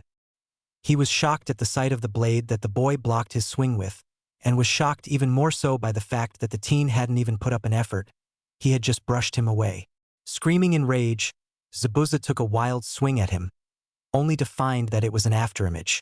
Spinning his head revealed that the boy was now behind him, the blade held to his throat. A feeling of dread overtook him, until several sanbon seemingly sprouted from his neck. Turning, Naruto was greeted by the sight of Akiri Hunter Nin. "Who are you?" "No one of consequence, but you should know that I have been searching for this man for a long time. I thank you and your team for their assistance." "No problem. One question though, Hunter Nin-san," Naruto said as the shinobi picked up Zabuza's body. "Yes. Aren't all villages' Hunter Nin squads given orders to destroy the body on sight, so as to prevent possible accidents? Damn, he knows. I have to get out of here." With that, the Hunter Nin disappeared in a Mizu Shunshin. "Ah, and I wanted to play too. Ah well, there's more where that came from." He turned to find Anko limping toward him. "Anko, are you all right?" "I'm fine, Gaki, just a few broken ribs, maybe a bruised ego, but I'll be fine. I just need to sleep." With that, she collapsed into his already waiting arms. Taking a moment to create a Kage Bunshin to gather all the tools used, he took off toward the house at full tilt. Chapter 8. Crash of the Wave, Fall of a Titan, Part 2. Anko woke up and began her morning routine. She went through the stretches and the chakra exercises, and was about to unseal the weights from her scroll when she suddenly fell flat on her face. Upon hearing the resulting cry, Team 11 was in the room within a minute. "Gaki, what the hell happened? I can't even move my arms." Anko requisitioned as the three helped her lay back down on the mat. Taking up seats that Naruto created, the trio looked at each other and nodded. "Anko-sensei, when you fought against Momochi-san, you used most, if not all, of your non-necessary chakra. The result of which was your chakra is running on autopilot, leaving you unable to move," Furyu informed her grimly. "How long should it take for me to be mobile again?" "Why, you should be mobile by this afternoon. But you must not, under any circumstances, exert yourself, or use any chakra. It could kill you, Anko-sensei," Hinata told her, having been the one to run the diagnostic jutsu that Naruto had taught her during their training in the previous weeks. "Great, I guess you guys have to protect Tezuna. Sorry to drop this on you, but it's the only option until help arrives from Konoha. I sent a summons back with a message as soon as I saw Zabuza, so we should have support within a week." "Good, because that's the amount of time we have till he heals." Seeing the others stare at him, he sighed. "I've been through this already, remember? Admittedly, the fact that I'm this powerful and you guys are my team as compared to Sasuke, who the first time around was an asshole, and Sakura, who hasn't changed a bit. She may even have become more annoying, although that may be due to me absorbing traits from the Bijuu, as well as developing my own. But no matter, we only have a week, no matter of the changes, because those pressure points that Hunter-Neen hit were ones that only fully wear off in a week's time. You two need to train, and Anko needs to heal. I'll leave a Kage Bunshin here to keep an eye on things. And you, Anko. Furyu-san, Hinata-san. I'm afraid that due to the fact that Anko-sensei is incapacitated, I must take control of this mission, as permitted by Gigi. Gigi? You mean the Hokage? That's the one. Now, follow this Bunshin. He'll take you to a secure place to train. Hi! With that, the newly summoned Bunshin and the two genin left. Well, Anko, looks like it's just you and me. So it is. Do tell, how in Kami's name did you beat him? Anko wondered aloud. Simple. He pissed me off and I beat the shit out of him. The sword you saw is called Kitsun's Fong, and it was a gift from Kyuchan. The technique was a move I've been practicing for quite some time. Shuanpa, Flash Foot, which I used in coordination with Ashi no Kantai, Burrito no Fury, Fleet of Foot, Swing of the Blade. Naruto elaborated. That move? No, it couldn't be. Only Kushina-senpai knew that move, because she created it. Anko reeled at the shock. Naruto? Yes. Where did you learn that last move? The clan scrolls at my father's estate. Yes, I do know about my heritage, Naruto said in response to Anko's sigh. Honestly, you thought I wouldn't? Let us examine the similarities. Slim, huge amounts of chakra, blonde hair, cerulean blue eyes, likes orange, best seal master since Jiraiya, and of course the greatest jutsu creator in the world. The differences list is much smaller. Married, not married, Bijuu sealer, Bijuu/Jinchuriki, and as per usual Hokage, not quite Hokage. It's just a little obvious, don't you think? Mendokus. And just when I thought this would be an easy mission, said a lazy voice from the door entrance. The two turned to see Shikamaru standing there. Shikamaru, what are you doing here? Did you hear any of that? Naruto asked with a hint of terror in his voice. I'm here because despite being lazy, I still travel fast than my team, mostly so I can sleep sooner, and because we're your reinforcements. Yes, I did hear all of that, including the part about you having apparently going through this already. The others should be here in a few hours. Would you mind explaining what I just heard? I swear I won't tell anyone else. Sighing, Naruto began to retell his story in the same fashion he had told his team. Needless to say, the fact that the tale got Shikamaru to widen his eyes as much as was physically possible was an indicator of just how fantastic it was. That, and the minor detail that his hair popped out of its tie and went into a full afro that happened to have at least twice as large of a radius as his hair did when it was tied up. Further proof was not needed as the now afroed Shikamaru fell over backward and unconscious with small bolts of static arcing across his hair's pointed tips once the tale was over. Fuck, not again. Some time later, the rest of Team 10 had arrived, Shikamaru had been revived, and Furyu and Hinata had been recalled from their training. They had reached the point in their training where the both could make it up and down the tree, and the Bunshin had them running up and down the tree to increase stamina and reserves. As it turned out, Team had also begun work on the tree climbing exercise, but only that morning. Shikamaru had made it up just fine, but had promptly fallen out of the tree due to using too much chakra. Ino had made it up half the tree, but had almost fallen face first to the ground had Asuma not caught her. Choji's first try sent him skyrocketing due to using enough chakra to preform his human boulder jutsu. Luckily, he landed in a nearby lake. The Neo Trio were shocked at the fact that they had survived an attack by two C-class Nuke-Nin and had beaten them both as well. But that shock was blown away by the fact that they had almost taken down Zabuza Momochi. They talked until it was time for dinner, brought by Tezuna's daughter Tsunami. While the two shinobi teams were scarfing down the delicious food, an air of despair entered the room. Turning to the door revealed that it was coming from a young boy, about the Hokage's grandson's age, looking like he had just been hit by a KI blast at point blank. You're all going to die. None of you can stand up to Gato. Just go home, or he'll kill you too. Leaning back with an annoyed look on his face, Naruto sighed. Kid, he has no chance of killing me. No one has any chance of killing me, and believe me, I know. Don't you get it? None of you are anywhere near strong enough to beat him. He'll just kill you like he did to everyone else.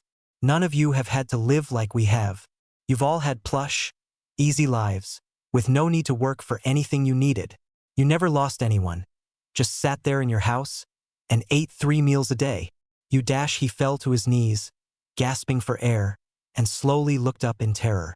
In front of him was the image of Shinigami itself, and the Shinigami was pissed. You little shit. You really think you know what it's like to live a harsh life?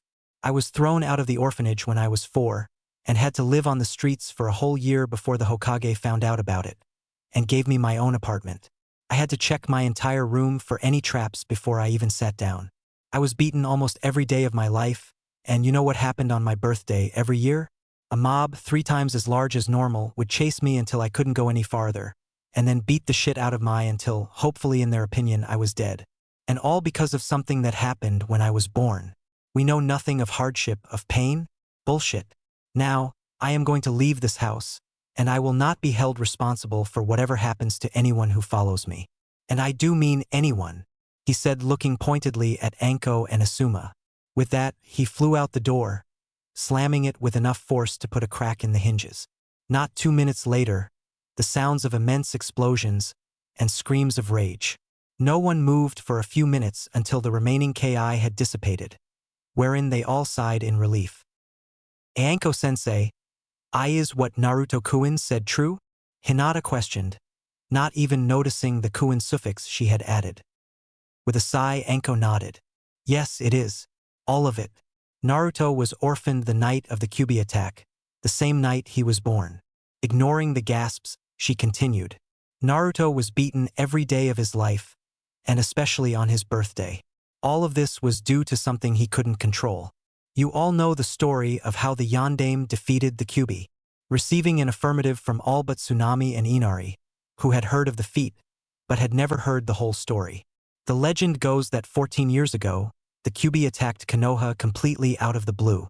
The last intel we had on its position was that it was somewhere completely off the known map, apparently sleeping. No one knew what had provoked it, but it was huge, red, and enraged. That was the same night Naruto was born. The fight to protect the village took hundreds of lives, and all of the attempts to hold it off were in vain. Most of the current Jonin, including all of this year's graduate sensei, were between 7 and 10 at the time. We were all tasked with getting the civilians to safety. Once we had reached the safe houses, we saw that the Yondaime had summoned all of his great toads, Gamabunta, Gamajiri, and Gamakura. If you looked closely, you could see the Hokage on the head of Gamabunta, charging the largest Rasengan anyone had ever seen. It was almost half the size of the Kyuubi. The last time anyone saw the Kyuubi, that was in an explosion of chakra. However, this was not the end of this tale. The Bijuu aren't bloodthirsty beasts as most civilians would have you believe. They are sentient chakra masses with their own form of energy, called yokai. You can't just kill one, it will just be reborn in about 6 months. The Yondaime had to seal away the Kyuubi, but he couldn't have put it in himself. That much power required unformed chakra coils to be able to hold it.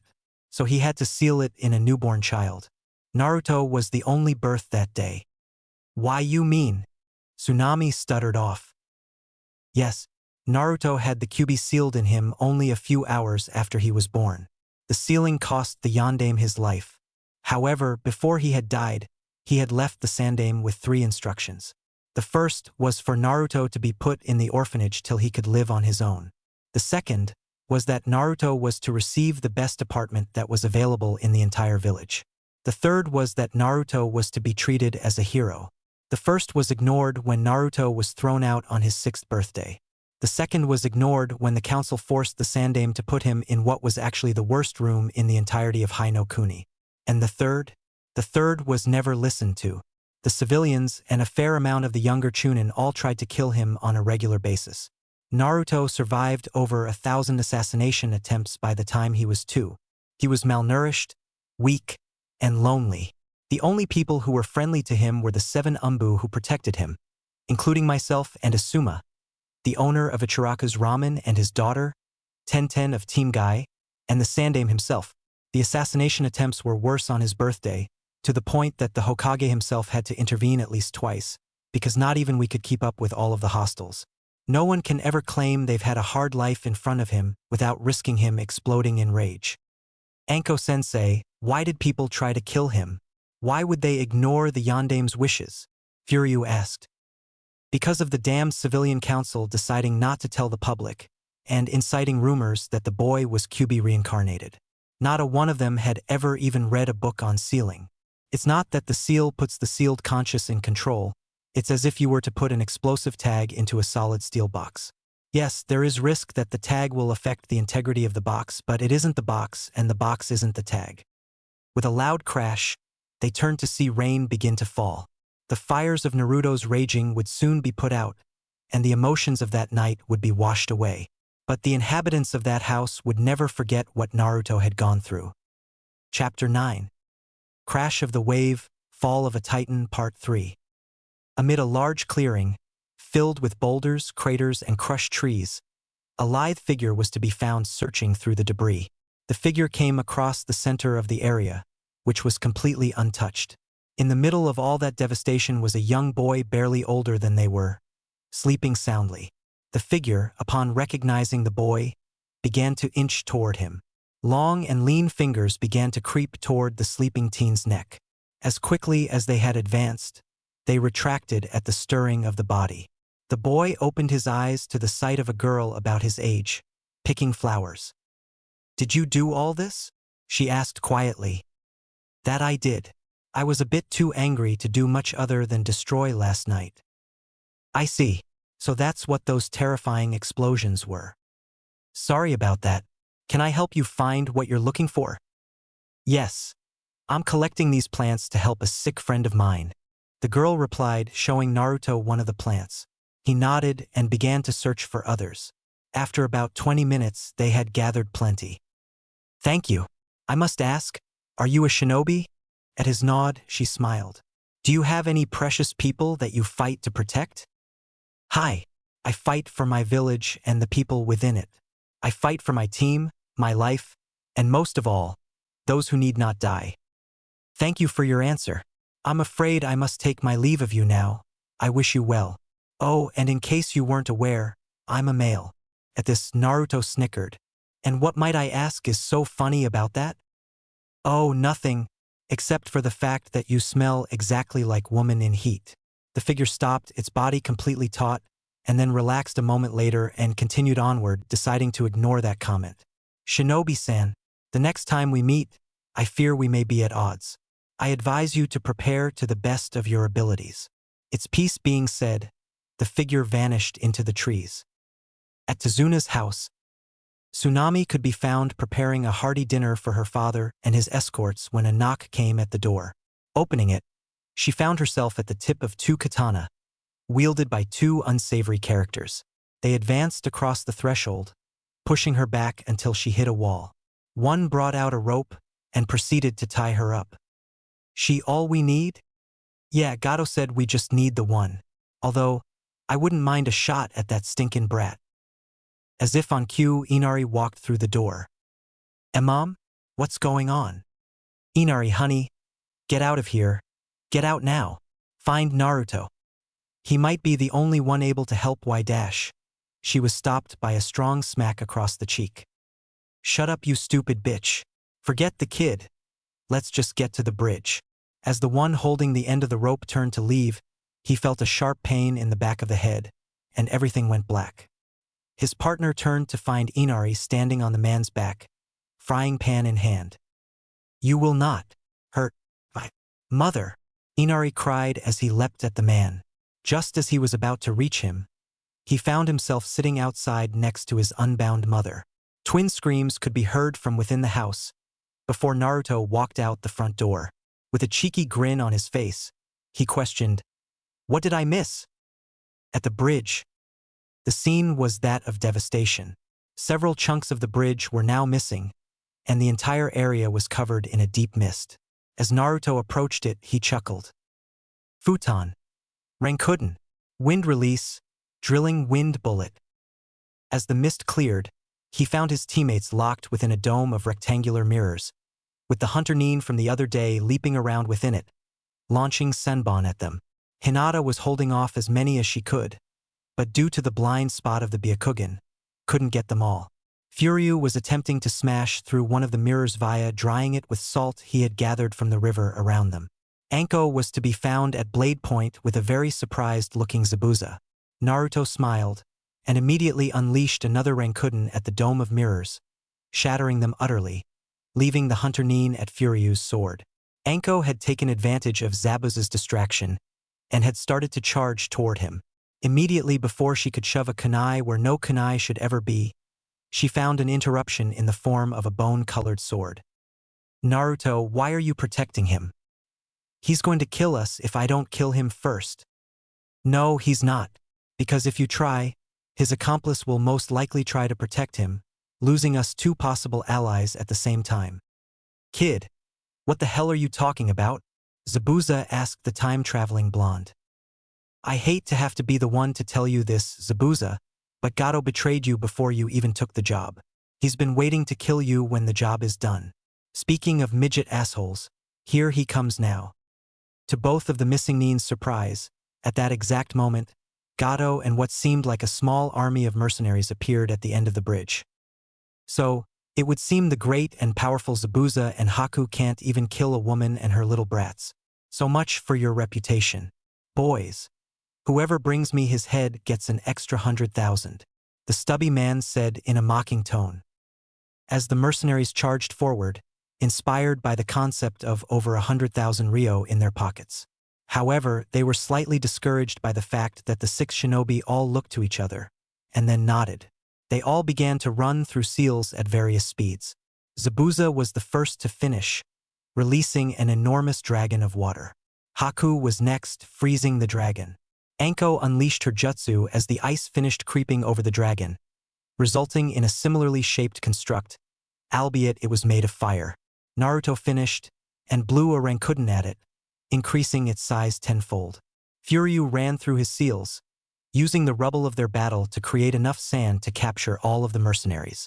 Hinata was finished at last, leaping onto the head of the ice dragon and activating her Byakugan, and using her chakra to unconsciously form chakra strings to guide both dragons. As she leaped to the floor, they all cried out. Suihyo Kafusidon Kanbo. Sashoryu. Water Ice Fire Wind Sand Release Combo. Twin Rising Dragon. The mercenaries, having seen the dragons take form, turned to run, only to find themselves stuck in sand. As one, they turned to face their doom, screaming in pure, unadulterated terror. With an enormous crash, a cloud of steam covered the blast zone.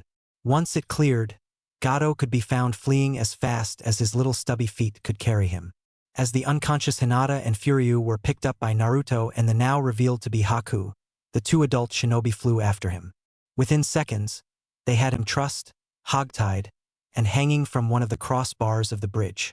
At this point, a large crowd came running over the hill only to find the 6 shinobi working on repairing the damage to the bridge. As they approached, they were surprised to see that there seemed to be at least 3 Ankos, for Zabuzas, one of whom took time out of carrying slabs to explain that he and Haku had no reason to continue terrorizing them, seeing as their employer had betrayed them from the start, and at least 20 Narutos, all working diligently on carving new slabs. The real Naruto could be seen talking to a Haku about both of their backstories, learning about the young ice shinobi. Tazuna approached the young duo, bowing deeply. What can we ever do to repay you? You chose to stay despite the fact that your mission's danger rating was severely changed, and were even willing to help fix the bridge. It seems there is nothing left for us to give you. Now that you mention it, no, there doesn't appear to be anything. However, there is something for me to give to you, seeing as its previous owner is all tied up at the moment. Naruto said, pointing to the dangling Gato. He reached within his cloak and withdrew a piece of paper. This is the deed to all of Gato's estate. May the team rest in pieces. Speaking of which, he snapped his fingers, and the cord holding Gato in place disappeared, causing him to fall to the ground, bouncing off of every single pipe possible on the way. He conveniently landed right in front of Inari, who pointed the crossbow he was holding at him. The former tycoon whimpered at the sight of it. The villagers began to crack their knuckles, preparing for the enormous reckoning that was headed for the wimp of a man, if that. Hey, Gigi, what are we gonna call the bridge? A name, huh? How about Inokizuna? Lifeline? The villagers cried out the affirmative as the shinobi began to walk off toward their home. Naruto smiled as he turned to the villagers, shouting that Inari had better grow stronger and be a true hero for his mom by the next time Naruto saw him. Inari smiled, and his eyes began to tear. I will, Anasan. Chapter 10. Begin the exam. The grass was growing, the birds were flying, the sun was shining, and oh brother, was Naruto hurting people. He spun, preforming a horizontal axe kick, punching straight through 3 of the bodies around him. He instantly turned, barely managing to execute an uppercut, bashing through the brain of the character attempting to knife him. With another spin, the last of his attackers was thrown into a tree. With a burst of smoke, the last Kage Bunshin dispelled, leaving a very tired Naruto with a pounding headache. Ever since Nami no Kuni, he had been training, attempting to bring his body back up to speed with what it was before the warp. Over the past month, after he had vouched for Zabuza and Haku with Sarutobi, they had become Konoha shinobi, Zabuza taking the position of a Jonin, and Haku becoming his genin apprentice. They had commonly paired up with Team 11, completing several C-rank missions, leaving both groups with at least 2 B-ranks under their belts. Hinata and Furyu had both grown over the month, Hinata losing her stutter, except in extreme situations, and Furyu had learned how to control his Akai Suna so well that he could pull grains out of surrounding materials. Haku had discovered that he could pull water from the surrounding air and use it to form his ice. Naruto had discovered that while he could pull off a Bijuu, it would drain all of his yokai, leaving him unable to do much of anything for a few days, given that he had vaporized the surface of his skin, leaving him looking quite undignified. Just as he was about to form another regiment of Bunshin in order to continue his spar, Enko walked up. Oi, Gaki, think fast. She tossed him a scroll. He caught and opened it. Chunin exam? Huh? Why the hell not? Haku coming with us? Yup, since you guys are the best team in the village, the old man hoisted her on us so we can show her the ropes. Think you guys are up for it? She questioned. You really need to ask? It starts this weekend, so you better hurry up and get that paperwork done. Hearing that it contained paperwork, Naruto instantly threw it to a freshly created Bunshin like it was an explosive note. The Bunshin sighed and immediately headed off to work on it. Naruto lay back and began to stare at the clouds. Chunin exam again? Huh? What do you guys think? He asked his resident Bijuu. This will be very entertaining, Q replied while the rest nodded. If you guys can't figure out who Q is, then Kami help you. Naruto began to chuckle rather darkly. Sensing the confused looks from his tenants, he explained. We get another shot at Orochi team. At this, the rest of the Bijuu joined him in his chuckling. To any onlookers, the sight was truly terrifying, given that 10 different voices could be heard chuckling with malicious intent, while only one person, specifiably, the demon brat of the village, was to be found. Out of wonder what will happen when your yokai comes into contact with Gaara. Shura? Since he still holds you, or rather Shikaku, in this timeline. In theory, I should assimilate my counterpart, since seeing as we came from the Alpha timeline, I pretty much take precedence. If for some reason that thing manages to take me over again, then the rest should be able to recover me easily. Let's hope it works that way. 1 week later. Wow! Looks like a lot of people are here. Naruto perked up at the sound of his gentlemanly friend, turning to the young glasses-wearing swordsman.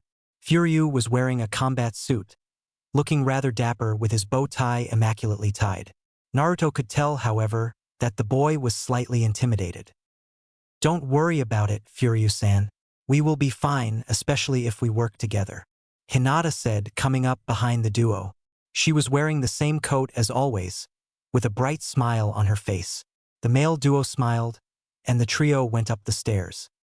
They found themselves amid a crowd of genin, all of whom looked rather disappointed. Looking above the crowd, they could see a door marked 301, with 2 older genin standing in front of it. A genin in a green jumpsuit could be found on the floor next to them, while the resident Uchiha was to be seen attempting to fight the two. Just as one of Sasuke's feet would have hit one of the 2 boys' faces, a blur was seen, before the jumpsuit-wearing genin was revealed to have caught both of the oncoming kicks. Oi Lee, it's been a while, Naruto cried. Naruto-kun, my eternal rival. It has been too long. How is your youth doing? The young Bushibrows replied excitedly. He and Naruto had met after Nami no Kuni, with Lee immediately challenging Naruto to a spar. Not surprisingly, they both had to be taken back to their homes unconscious by their respective sensei. They burn quite brightly, Lee. Now, I do believe I just heard someone a floor above us complaining about a lack of youthful fires. Hearing this, Lee tensed and suddenly flew upward through the ceiling, shouting about that the fires of you would burn forevermore. As those around Team 11 sweat dropped, they continued up the stairs behind a much calmer Niji and Tenten. Team 11 had met the rest of Team Guy the day after Naruto and Lee's spar. Over the month they had gotten Niji to drop his stupid fate bit for the most part, and Tenten had been teaching Furyu how to better use his swords. Finally, they reached room 301 proper, having never even been bothered by the fact that there was a genjutsu on room 201. Upon entering, they found the room quite full. Behind them entered Team 7, having finally managed to get Sasuke to stop trying to beat the two obviously Chunin-level shinobi. As soon as 7 entered, Ino came rushing across the room, jumping over people's heads, and even going so far as to use the light fixtures as a swing to reach them faster. Seeing her, Sasuke went bug-eyed, and immediately began to run the opposite direction, using many of the same techniques that Ino herself had just used. As they closed in on the rookie 12, they quickly stopped in order to avoid a glasses-wearing boy who had just stepped up to the others. You guys might want to cut the crap. A lot of these guys would kill you without a second thought, the glasses-wearing Leaf Nin announced, gaining the group's attention. Oh really, and who are you to talk? We're not afraid of anyone, Hiba brashly exclaimed. My name is Kabuto Yakushi, and be that as it may, you should be afraid. But, seeing as you guys are all new to this, I suppose it couldn't hurt to give you all a helping hand. He trailed off. This bastard again. Should I kill him? It would save us a lot of trouble. No, Kit, much though we all wish you would. It would cause some rather significant changes to the timeline, most of which we can't possibly predict. Suppose you're right. Might as well get the info cards while we're here though. Now, I'm going to show you guys my Nin info cards. They hold all of the data I've gathered on the other contestants. Anyone you all would like to know about. How about Gaara no Sabaku of Suna, Rock Lee and Naruto Uzumaki of the Leaf? Sasuke asked, having escaped Ino's grasp. You already know their names and villages, that's no fun. Lee first. Let's see, he's done 20 C ranks, 4 B ranks, and 1 A rank. He's strongest in Taijutsu, and apparently since he can't use chakra, his other stats are all at 0. Naruto Uzumaki, 15 C ranks, 3 B ranks, and S rank. He's best in ninjutsu, followed by kenjutsu, then taijutsu. He's also the G-Kabuto was cut off by a burning sword slicing through his cards, including the one in his hand. Hey Naruto, he was helping us, Hiba yelped. No, he was about to reveal an S-rank secret that would have required all of your heads had you heard it. Besides, why should you guys have to spy on your own friends? Why not just ask me? Wouldn't you have told us? No. Listen up, you worthless maggots. Shut the hell up and sit the fuck down.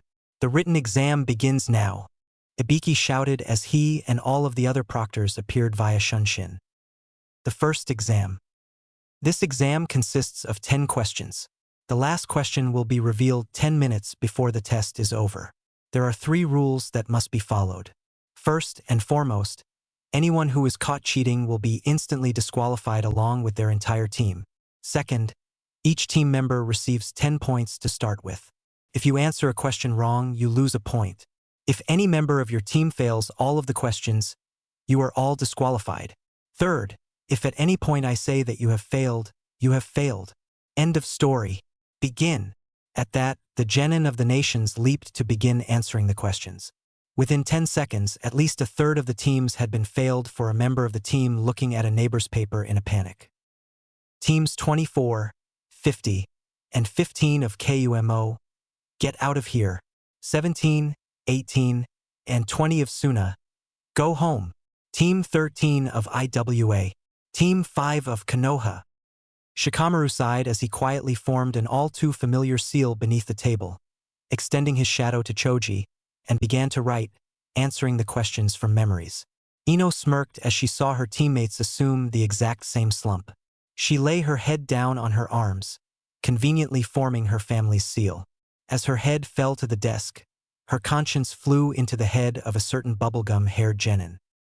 She smirked as she approached the metaphorical filing cabinet of Sakura's memories. She reached in and pulled out a still of the test after Sakura had completed it. As soon as she had placed it in her Transpsyche briefcase, Ino turned to leave only to find the rest of Sakura's mindscape had coalesced. The room appeared to be an old-fashioned newsroom, complete with several Sakuras working on typewriters. Moving toward the door out at the far back of the room, Ino quickly leaped behind the nearest cabinet as the editor's door burst open, revealing an inverted monochrome version of Sakura. Uber Sakura began to walk down the aisle, berating several mini Sakuras for not working fast enough. Ino attempted to get through the door, only to find it had vanished. She could tell through the minimal mental link that kept her body from going brain dead that her hands had dropped and fallen apart. She was going to have to wait for them to touch before she could have any hope of returning. In the real world, another 5 teams had been thrown out, while the rookie 9 were working at a terrified pace. The time was approaching the 50-minute mark, and Ino was beginning to panic. She was still stuck in Sakura's mind, having been forced to work to avoid getting beaten by Uber Sakura. Suddenly, she felt someone bum her body's arm, causing her hands connect. She leaped for the door, and just barely made it out before Uber Sakura grabbed her. Returning to her own mindscape of an enormous garden, she sighed in relief as she filed the image away in her long-term memory, and promptly returning to her body, just in time to write all of the answers down. Naruto, having looked at his paper and immediately failed to know any of the answers, blanched, seeing as no matter what he did back in the Alpha Stream, he never made Chunin. However, last time Kyuchan had been held back by the Genjutsu placed by that Uchiha team, and the other 8 hadn't even been sealed in him. He quickly began and was surprised at the fact that despite himself, with the aid of the other 9 Bijuu, he was finished within the first 10 minutes. He pushed away from the desk and created a small table and a pack of cards. A tanuki, a blue cat, and a small monkey popped up in small clouds of smoke. Ibiki was rather surprised at this, and was about to fling the boy and his team out, when Naruto caught his eye and motioned him over, the monkey already dealing him a hand. Realizing just how much time was left, Ibiki alerted the closest proctor to take over shouting duty, much though he hated to leave it, and walked over and sat down, preparing for 40 minutes of poker. 40 minutes later, Ibiki was back at the front of the room with a significantly lighter Gamenchan. He looked around the room, noting that 50 teams were left. Listen up, you maggots. Before I announce the 10th question, there's one minor detail to be taken care of. If you fail this question, you lose all of your points, and your entire team will fail. Before the cries of indignation could rise to a dull roar, he continued. In addition, if you do take this question and fail, regardless, you won't be able to compete in another Chunin exam for the rest of your miserable little lives. He chuckled to himself as the cries rose once more. But I took this exam 6 months ago, and they didn't stop us. Random IWA Neen number 27 cried out. Tough, I wasn't your proctor then. Now, this is the last opportunity I'm giving you to back down, and still have a chance of taking it next year. Ibiki's inner laugh turned into a maniacal laugh as another 15 teams dropped out. Only 35 teams were left, and a few more were beginning to raise their hand when the legendary blonde Gaki calmly formed and popped a Kage Bunshin rather loudly, catching everyone in the room's attention. I think we can agree that no one else is going to leave, so shall we get on with this? Or do I have to break out the embarrassing photos of that drinking party a few months back? Ibiki was modest enough that his cheeks gained the slightest red tinge before returning to normal. With a sigh, he gathered up his key and unleashed it in a room-filling wave. Very well then, you all, pass. No sooner had the words left his mouth than a large bundle burst through the window, followed by 2 kunai. The kunai caught both ends of the bundle, jamming them into the ceiling. Shortly following the bundle was a dark blur, rather reminiscent of a similar day a few months back. As it flew, it flipped out and landed on its feet, revealing it to be one shoddily dressed Enko Mitarashi. No time to relax, fuckers. It's time for the next exam. Get off your asses and get to training ground 44. With that, Anko turned to the window opposite and promptly exited in the exact same fashion. After she left, everyone in the room, including Naruto, who knew exactly what was going to happen. Those within the room began to gather their things and leave. Training ground 44. Alright fuckers, this will be an all-out team scroll contest. Your numbers will figuratively and most likely literally cut in half. Each team will be given either a heaven or an earth scroll. In order to pass this portion of the exam, you will need to obtain the other scroll and reach the tower at the center of the forest. You will have 5 days to complete the exam. 5 days. To then, what are we going to do for food? An immensely distressed Choji cried. The forest is full of various plants and animals that are edible, not counting the ones that would kill you on sight. No matter what, if you want to continue in this exam, you'll need to sign a liability form, which states that Konoha is in no ways responsible for any injury incurred within. Once everyone on your team has turned it in, you will receive your scroll. Now, any questions? Oi, Anko-chan? What are the odds on the Kyuubi brat making it out alive? Hearing this remark, Anko launched a kunai at Naruto, who promptly leaned his head to the side, allowing the projectile to continue unabated. There was a minor scream behind him as random Kumo Nin number 42 got hit in the arm. Anko promptly appeared behind Naruto, rubbing her rather generous bust into his back. Not to his surprise, Naruto found he quite enjoyed the sensation. However, this joy was cut down in its prime as a slight sting was felt across his cheek, and Anko began to lick the blood away. Why is it always the good-looking ones? Funny thing, the boldest and the bravest actually tend to be cut down first. Anko suddenly stopped as she sensed the presence of someone behind her.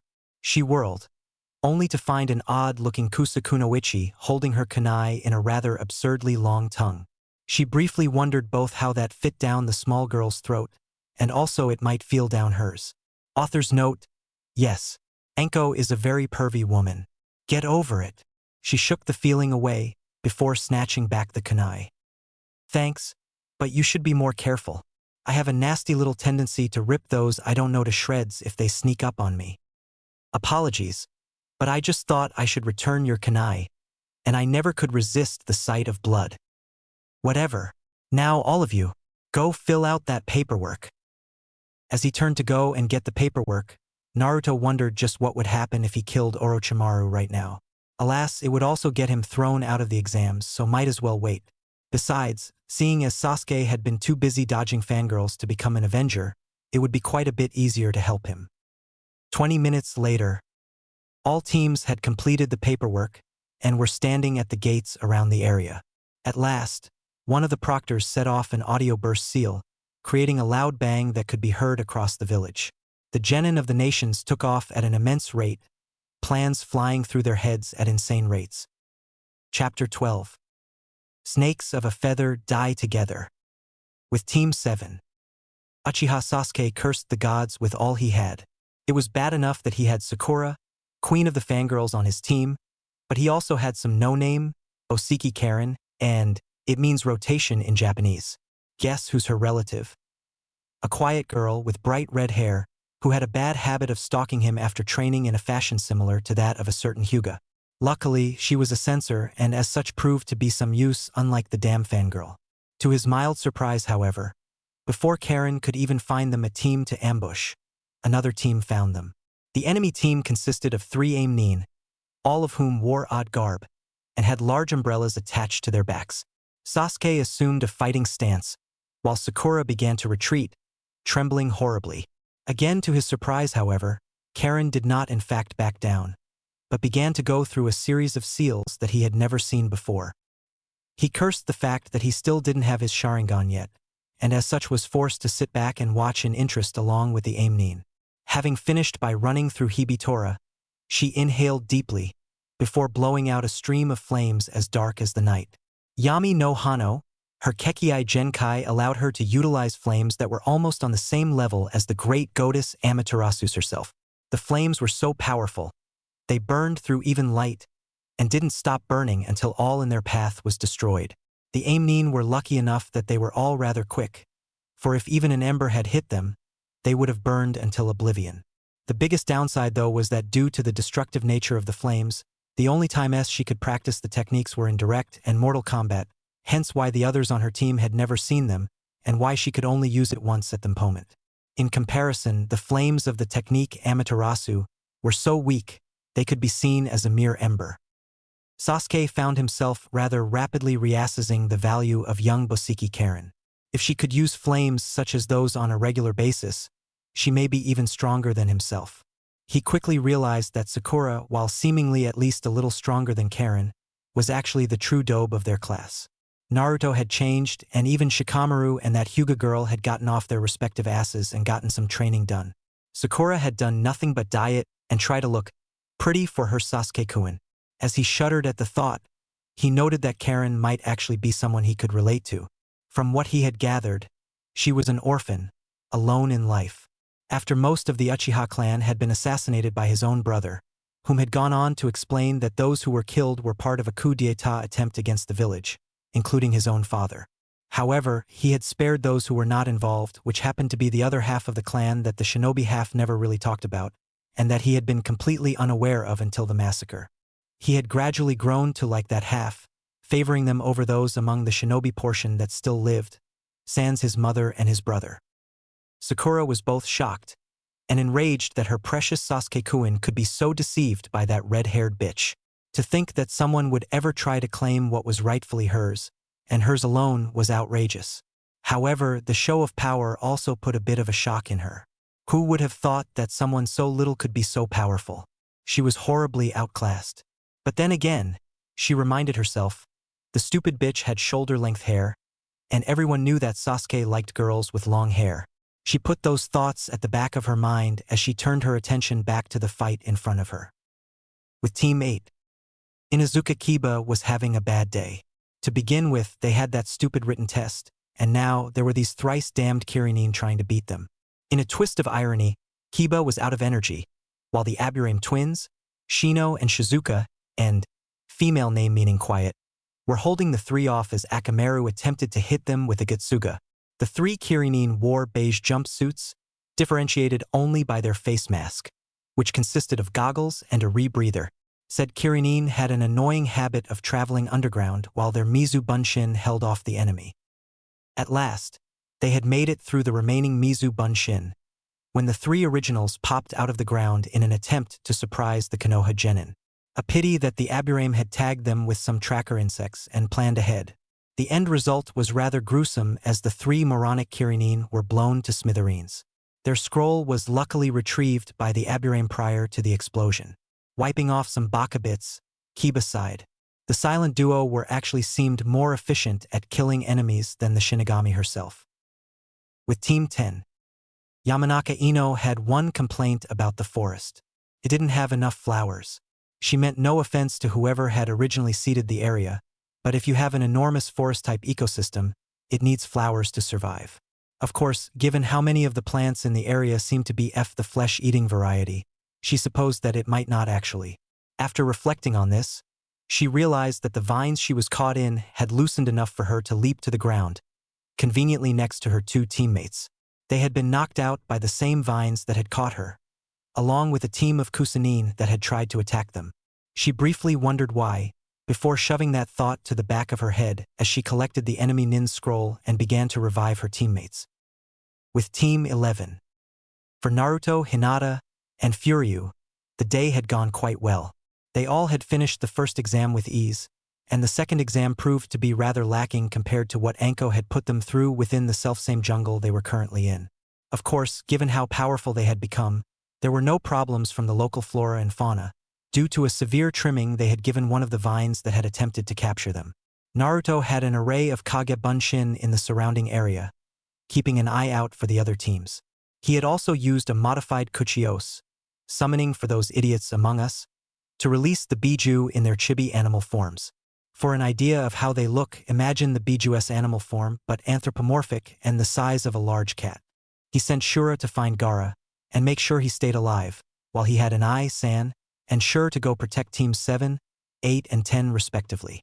Gobi-san, Goku, and Sachi had spread out with the Bunshin to help cover more ground, while Hachi and Q remained with the main party, mostly for conversation. So, if you're two of the Bijuu, shouldn't you be the size of mountains? Or at least large houses? Hinata wondered aloud. Kit, if there's one thing anyone with a good knowledge of history should know, it's that the Bijuu have, several times, vanished for generations. We typically just transform into a human form, live out a lifetime, and then eventually fake our death. It's actually quite satisfying. Of course, failing that, we tend to take a smaller version of our animal form and live among our species for a while. So, did you ever take the form of a shinobi, Q-san? Once, long ago, I was known as the Kami no Akai Yuzu, Red Maelstrom of God. Given how that life turned out, I may have accidentally started the Uzumaki clan. Naruto chuckled a little at that. An odd thought went through his head as he realized that he technically was both the successor and the progenitor of his mother's clan. This thought quickly went out of his head as Zenai appeared next to them. Team 7 is under attack by Orochi Team. Naya, we need to go now. She turned and quickly took off, Team 11 and Bijuu following. On arrival, they discovered Sakura unconscious in a crater on a tree, Karen barely managing to stand, with several cuts on her body, and Sasuke standing in terror as Orochimaru's head stretched toward him. A pity it never reached its target, as a glowing green blade in the form of a claw sliced through the neck. Orochimaru's head fell to the ground with a groan, before glaring at his body that was now bumbling about. Over here, you idiot, Jigus. If I knew you were going to be this stupid again, I would have grown a brain for you. At long last, the body found its head, picking it up and holding it at chest height. So, the QB brat, HM? Ku. This should be interesting. Kuchios no Jutsu. With that, the body and brains of Erohibi flew up as an enormous snake grew from beneath them. With a hiss of disapproval, Manda the Great turned to Orokibaka. Now then, since I have you here, I must ask, where in the 9 hells are my sacrifices? Now, Mandakuin, the boy there is the QB brat I was telling you about. Wouldn't you love to eat him, and all of his most certainly delicious scakra? No. Now then, as per our agreement, Section 27b, Article 46 Line 7, if the summoner in question fails to deliver a quantity of sacrifices being no less in number than 100, the summoner shall have their body devoured by the summonee. One loud chomp later, the body of Erohibi was within Manda, slowly being devoured, as the head flew toward the forest floor. Naruto merely held out a hand glowing with yokai, the head landing lightly within. The yokai quickly cauterized the wound, disabling any regeneration ability the Baka no Atama idiot head might have been preparing. He quickly flipped the head over, rapidly expelling yokai from his pointer finger as he engraved a seal on the metal plate that had materialized to cover neck, forming what looked like a socket. With his other hand, he formed a small transparent sphere around Orochi Atama, quickly connecting the socket to the sphere. With that, he formed a Bijuu Bunshin with some excess yokai and sent Orochi Atama off to Anko-chan. He got the strangest feeling she would get a kick out of it. That or she would kick it, but that was Baka no Orochi Atama's problem now. Sasuke just sat there. He couldn't believe what he had just witnessed. First off, a Bizarre Kusanine had attacked them, and then revealed herself to actually be Orochimaru of the Sannin, releasing a metric aston of killing intent. Orochimaru had been stretching his head toward him, when Naruto had suddenly appeared, and promptly helped vaporize him, without even a second thought.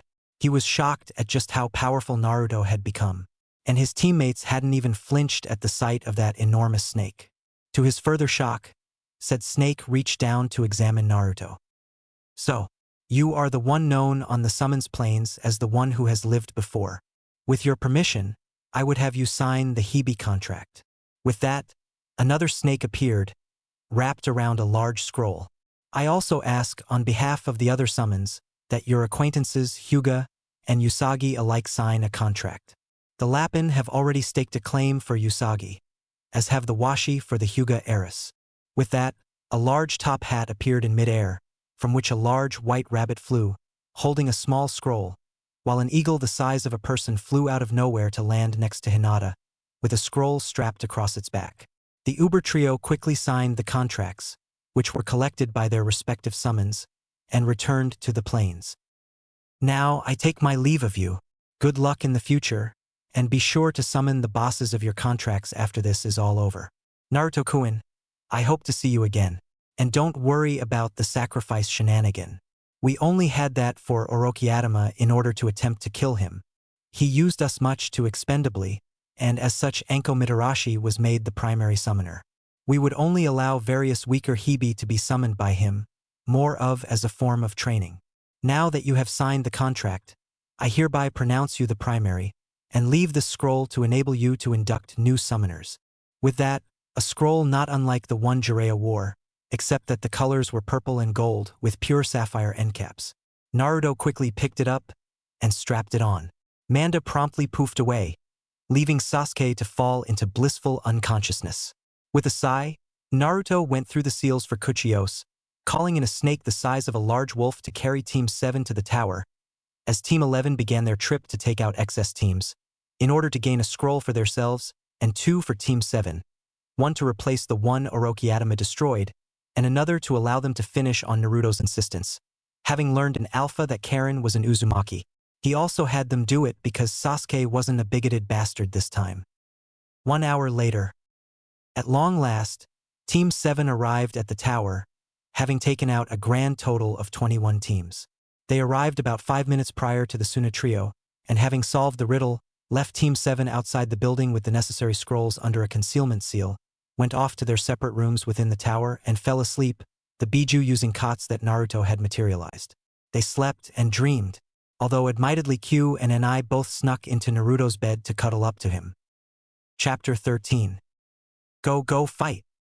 5 days passed and 7 other teams managed to make it to the tower. Among them were Team 7, having woken up next to the scrolls a day after being dropped there, Team 8, having finally wiped the blood off themselves, and Team 10, having successfully avoided the vines that continued to plague both Choji and Shikamaru. The Suna trio naturally made it through without a scratch, as did Kabuto's team. Team Guy made it through, but not before Lee attempted to challenge an enormous panther to a fight. The poor thing never stood a chance. Also among their numbers were the team from Odo and a team from Kumo.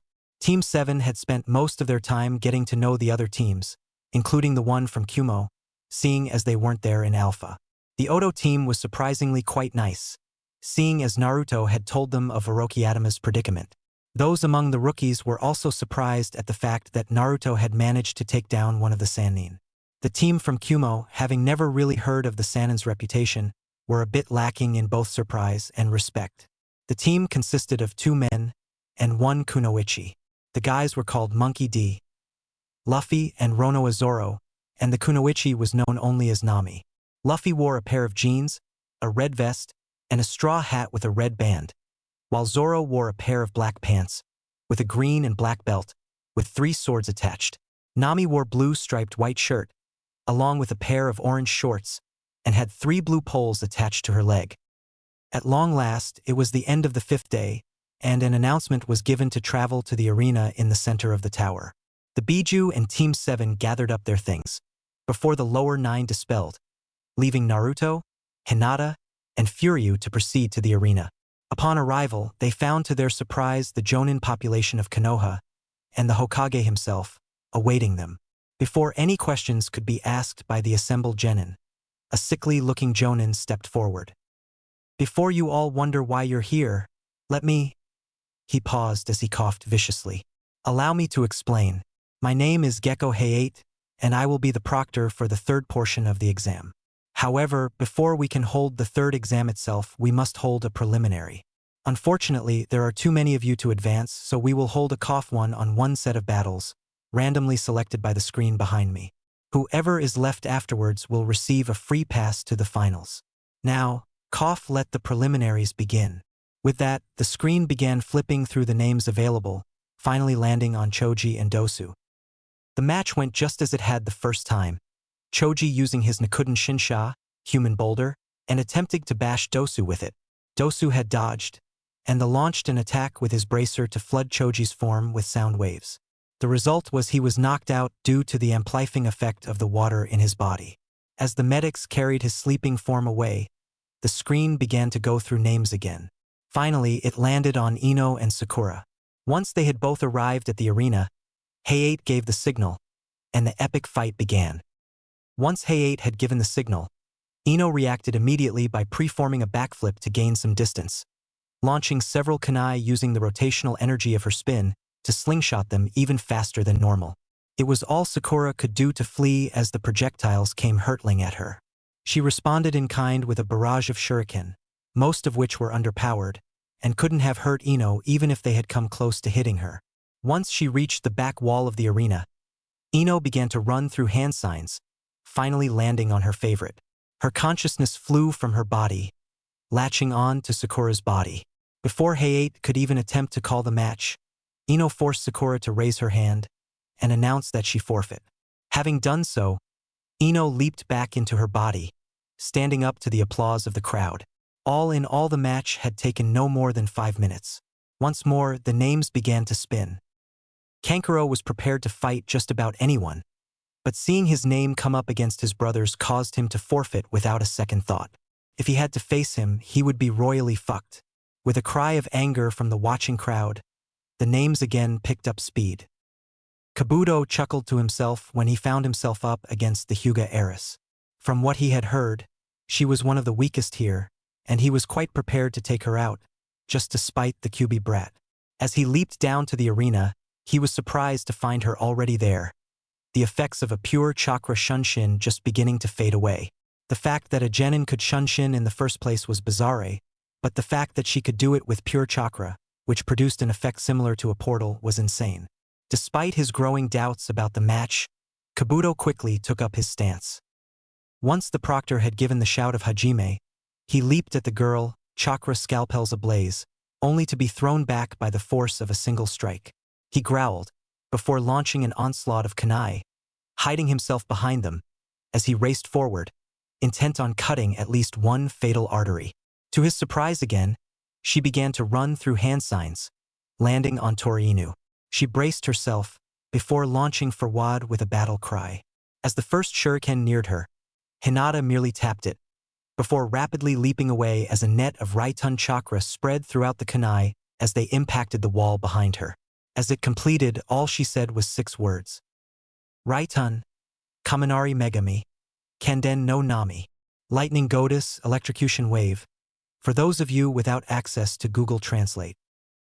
Suddenly, the net of electricity leaped from the kunai, forming a wave of pure lightning, which filled the arena, barely missing Hinata, and blowing Kabuto through a wall. After a few minutes of silence, the Jonin burst out in applause, as Naruto leaped down to give his teammate a kiss. To all those present's shock, Hinata sat there dazed for a moment, before turning to the blonde boy in front of her and returning an even deeper kiss. Those present from the Inuzuka clan let off a round of whistles as the now-initiated duo blushed. Naruto took Hinata's hand and preformed a futon shunshin back to the rest of the genin. He was met with a round of applause as those present congratulated the pair. In the background, Kurenai could be seen forking over several ryo to Anko, the result of a rather unfortunate bet. Once everyone had given Naruto their praise, the screen began to flash again. Sasuke and Yoroi went down to enact their fight, which unfortunately for Yoroi ended exactly as it had originally. The same happened in the next fight, which consisted of Shino against Zaku, except Shino had unplugged his arms at the last second, having gotten Zaku to give up after an uncomfortable amount of pressure was present. Temari versus Tenten went as expected, unless you count a Kenjutsu versus Ninjutsu fight different from what had happened. Despite going to close range, Tenten still lost the fight due to the immense weight of the fan. However, the fight was over before any serious damage could occur. At long last, the reels landed on a fight that should never have happened. Zoro versus Furyu. As both arrived in the arena, the swordsmen nodded to each other before taking their respective stances. Furyu had taken the time to put on his combat suit, which literally consisted of a suit reinforced with steel fibers. The black suit was matched by the white shirt, red tie, and black glasses he wore. Once the match began, both went for their swords. Before anyone could even blink, both were where the other had started, swords just barely out of the sheath. As one, they finished the motion with a resounding clink, before both disappeared in clouds of blood. Once the mist cleared, all that could be seen were the two both lying motionless on the ground. Luffy and Naruto both leaped to their friends, Naruto already running through hand signs along with a bunshin. The two Narutos landed next to each of the combatants, hands glowing green, before they plunged their hands into the swordsmen's chests in unison. All that could be seen was a green glow resonating within the two's chests, before they both began to cough and slowly sit up. Both Luffy and Naruto gave a sigh of relief, for if either had lost their friend, they would most likely have gone on a rampage, vaporizing Konoha. As the medics took the begrudging swordsman, now allies in strength and respect for the other, the reels spun once more. The next fight was Nami versus Kin. The two kunoichi leapt to the arena, before nodding to each other in respect, before taking their stances. As the fight began, Nami pulled up the poles on her leg, connected them, and spun it around, inciting blue and red bubbles to form, slowly generating an immense black cloud above the arena.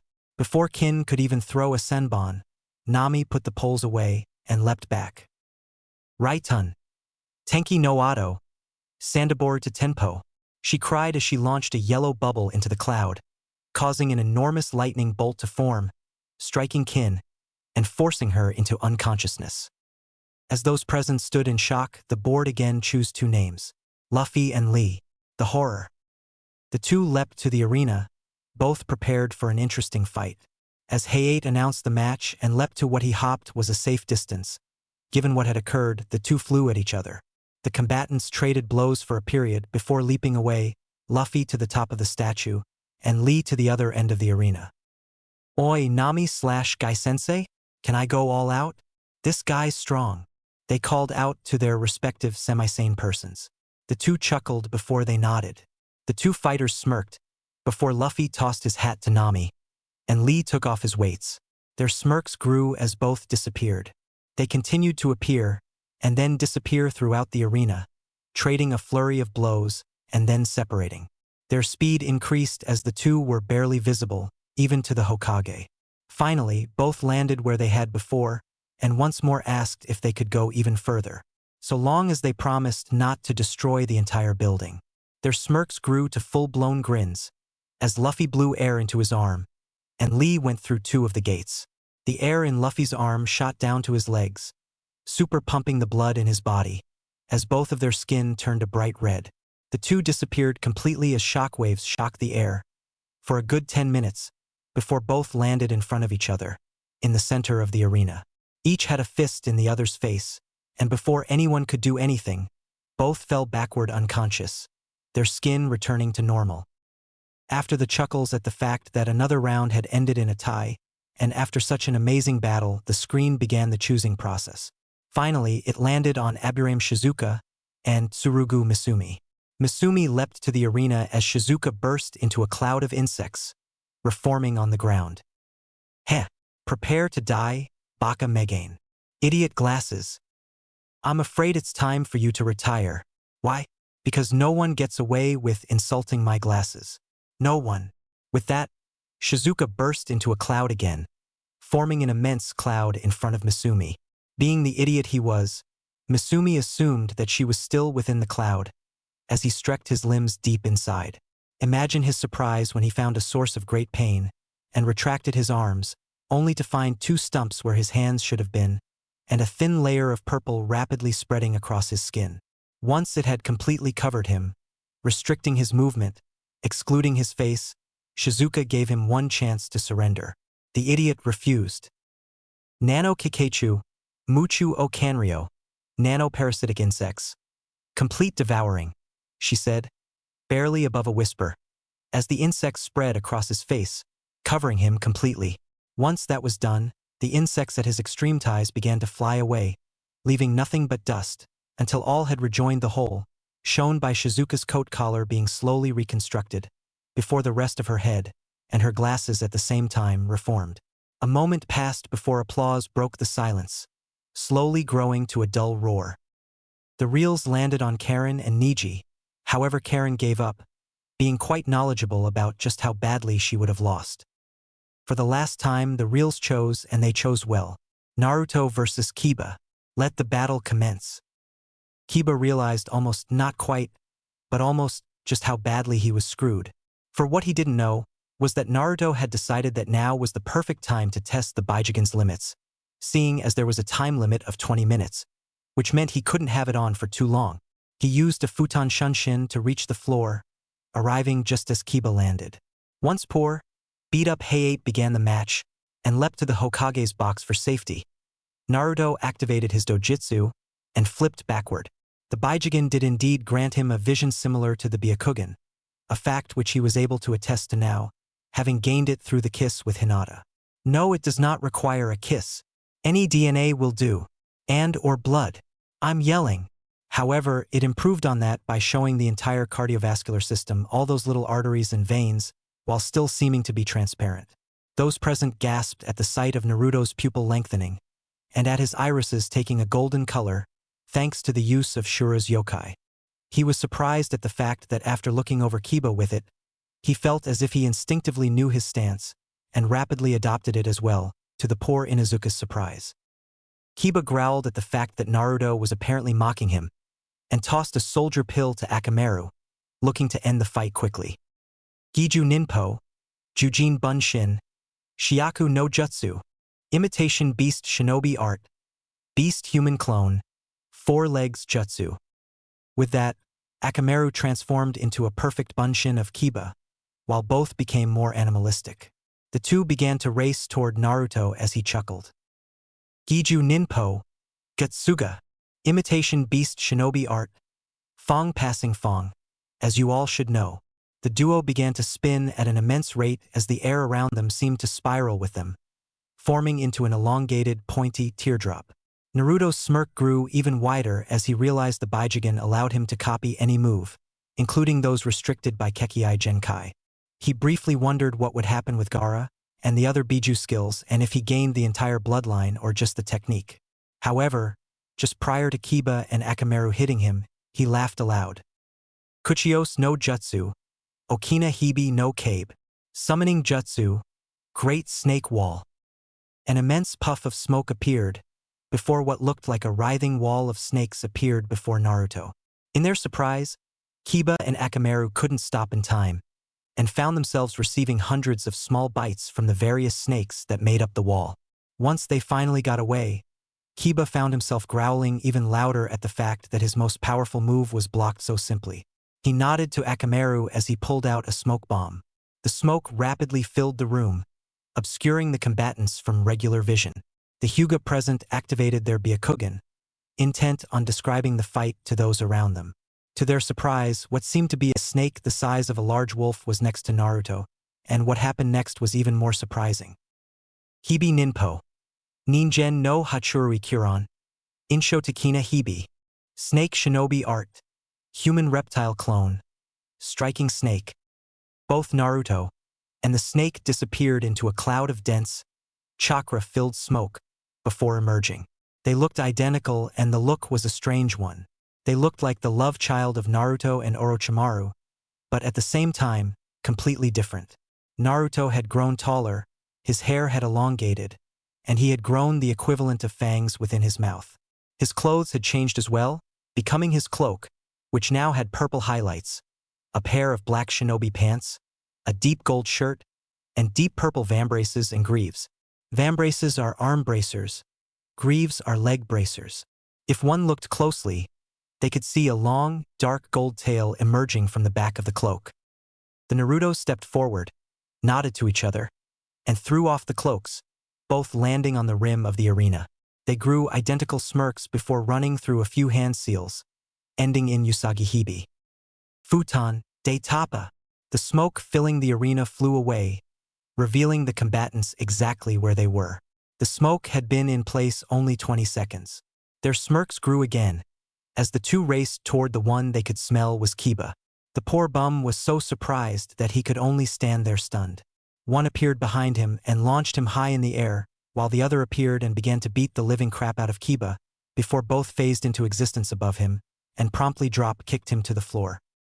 Hebi no Gaijutsu, Giga Sunakubarika, Snake Art, Giga Snake Breaker. Can you tell I've been watching Gurren Lagann? The resulting dust cloud filled the arena, and upon clearing, showed the expected result. Kiba, out cold next to a whimpering Akamaru, within a several-foot-deep crater. The shock of it all, despite the insanity of the previous matches, was enough to keep everyone present quiet for a moment, before bursting out in the largest round of applause seen yet. Naruto chuckled as he walked off, leaving Kiba to the medic team. They hadn't seen anything yet. Chapter 14. Return of an Old Friend.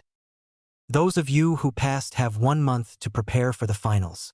They will be held at the arena for all to see. This will also be when various dignitaries are introduced to the strength of this generation's shinobi, and as such we ask that all of you do your best. These fights will not only determine who among your number are able to become Chunin, but also which villages are the strongest in the eyes of the dignitaries, showcasing who would best serve their purposes. If you would all come forward and retrieve a number from the box, we will determine the order of initial combat for the tournament. 11. Shikamaru said with a yawn. 3. Shino said briskly. 9. Said the bored Uchiha. 5. Tamari muttered. 1.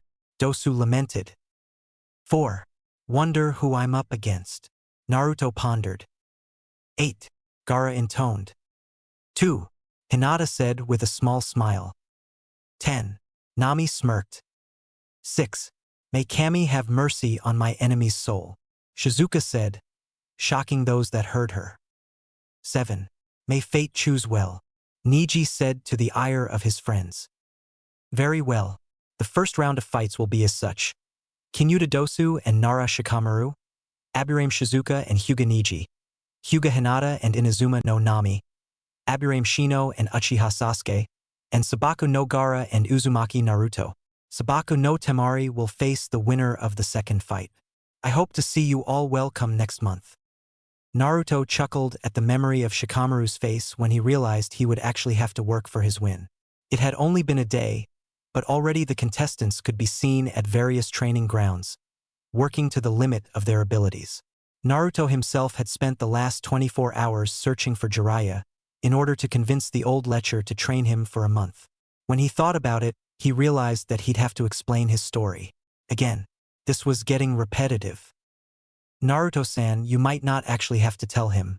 From what my research has told me, if you preform a jutsu you couldn't possibly know in this timeline in his face, such as the Rasengan, his passed-on soul from the previous timeline may latch onto him, merging the two. This phenomenon is what's known as creating a cascading death, using the force of a universe to power another. In this timeline, it would seem an immense one is already in place, thanks to your soul traveling. Given that a cascading death, even a small one, could go immensely wrong, to the point of destroying an entire multiverse, it would appear you are destined for much more than was originally thought. If whole universes are being used to help supplement this universe, your destiny may not stop at becoming the Jubi. It may encapsulate, perhaps even, godhood. Kokuo the Gobi said. So the Alpha universe in this timeline is gone? Completely? Not quite yet. A few portions of it remain, all apparently inhabited by a blue police telephone box? I am afraid I do not quite know why it is there, but there it is. Well, whatever you found, I suppose it doesn't much matter now. Besides, it's about time I went and got Erosenin. With that, Naruto leapt out his window, intent on finding the pervy sage. Unfortunately, Jiraiya was nowhere to be found, not at any of the normal hot springs. Even after searching the entire village with Kagebunshin, he had yet to find him. As much as he hated to admit it, the old perv was good. Very good. Although that did admittedly explain why he didn't hear screams of pain and womanly righteousness almost every day. However, just as he was on his way back to his apartment, he heard the quiet giggling that so well marked the arrival of the perviest of Sannin. To Naruto's immediate left was a sight for sore eyes. Jiraiya sitting next to a hot springs fence, hands a blur, and mouth a giggling.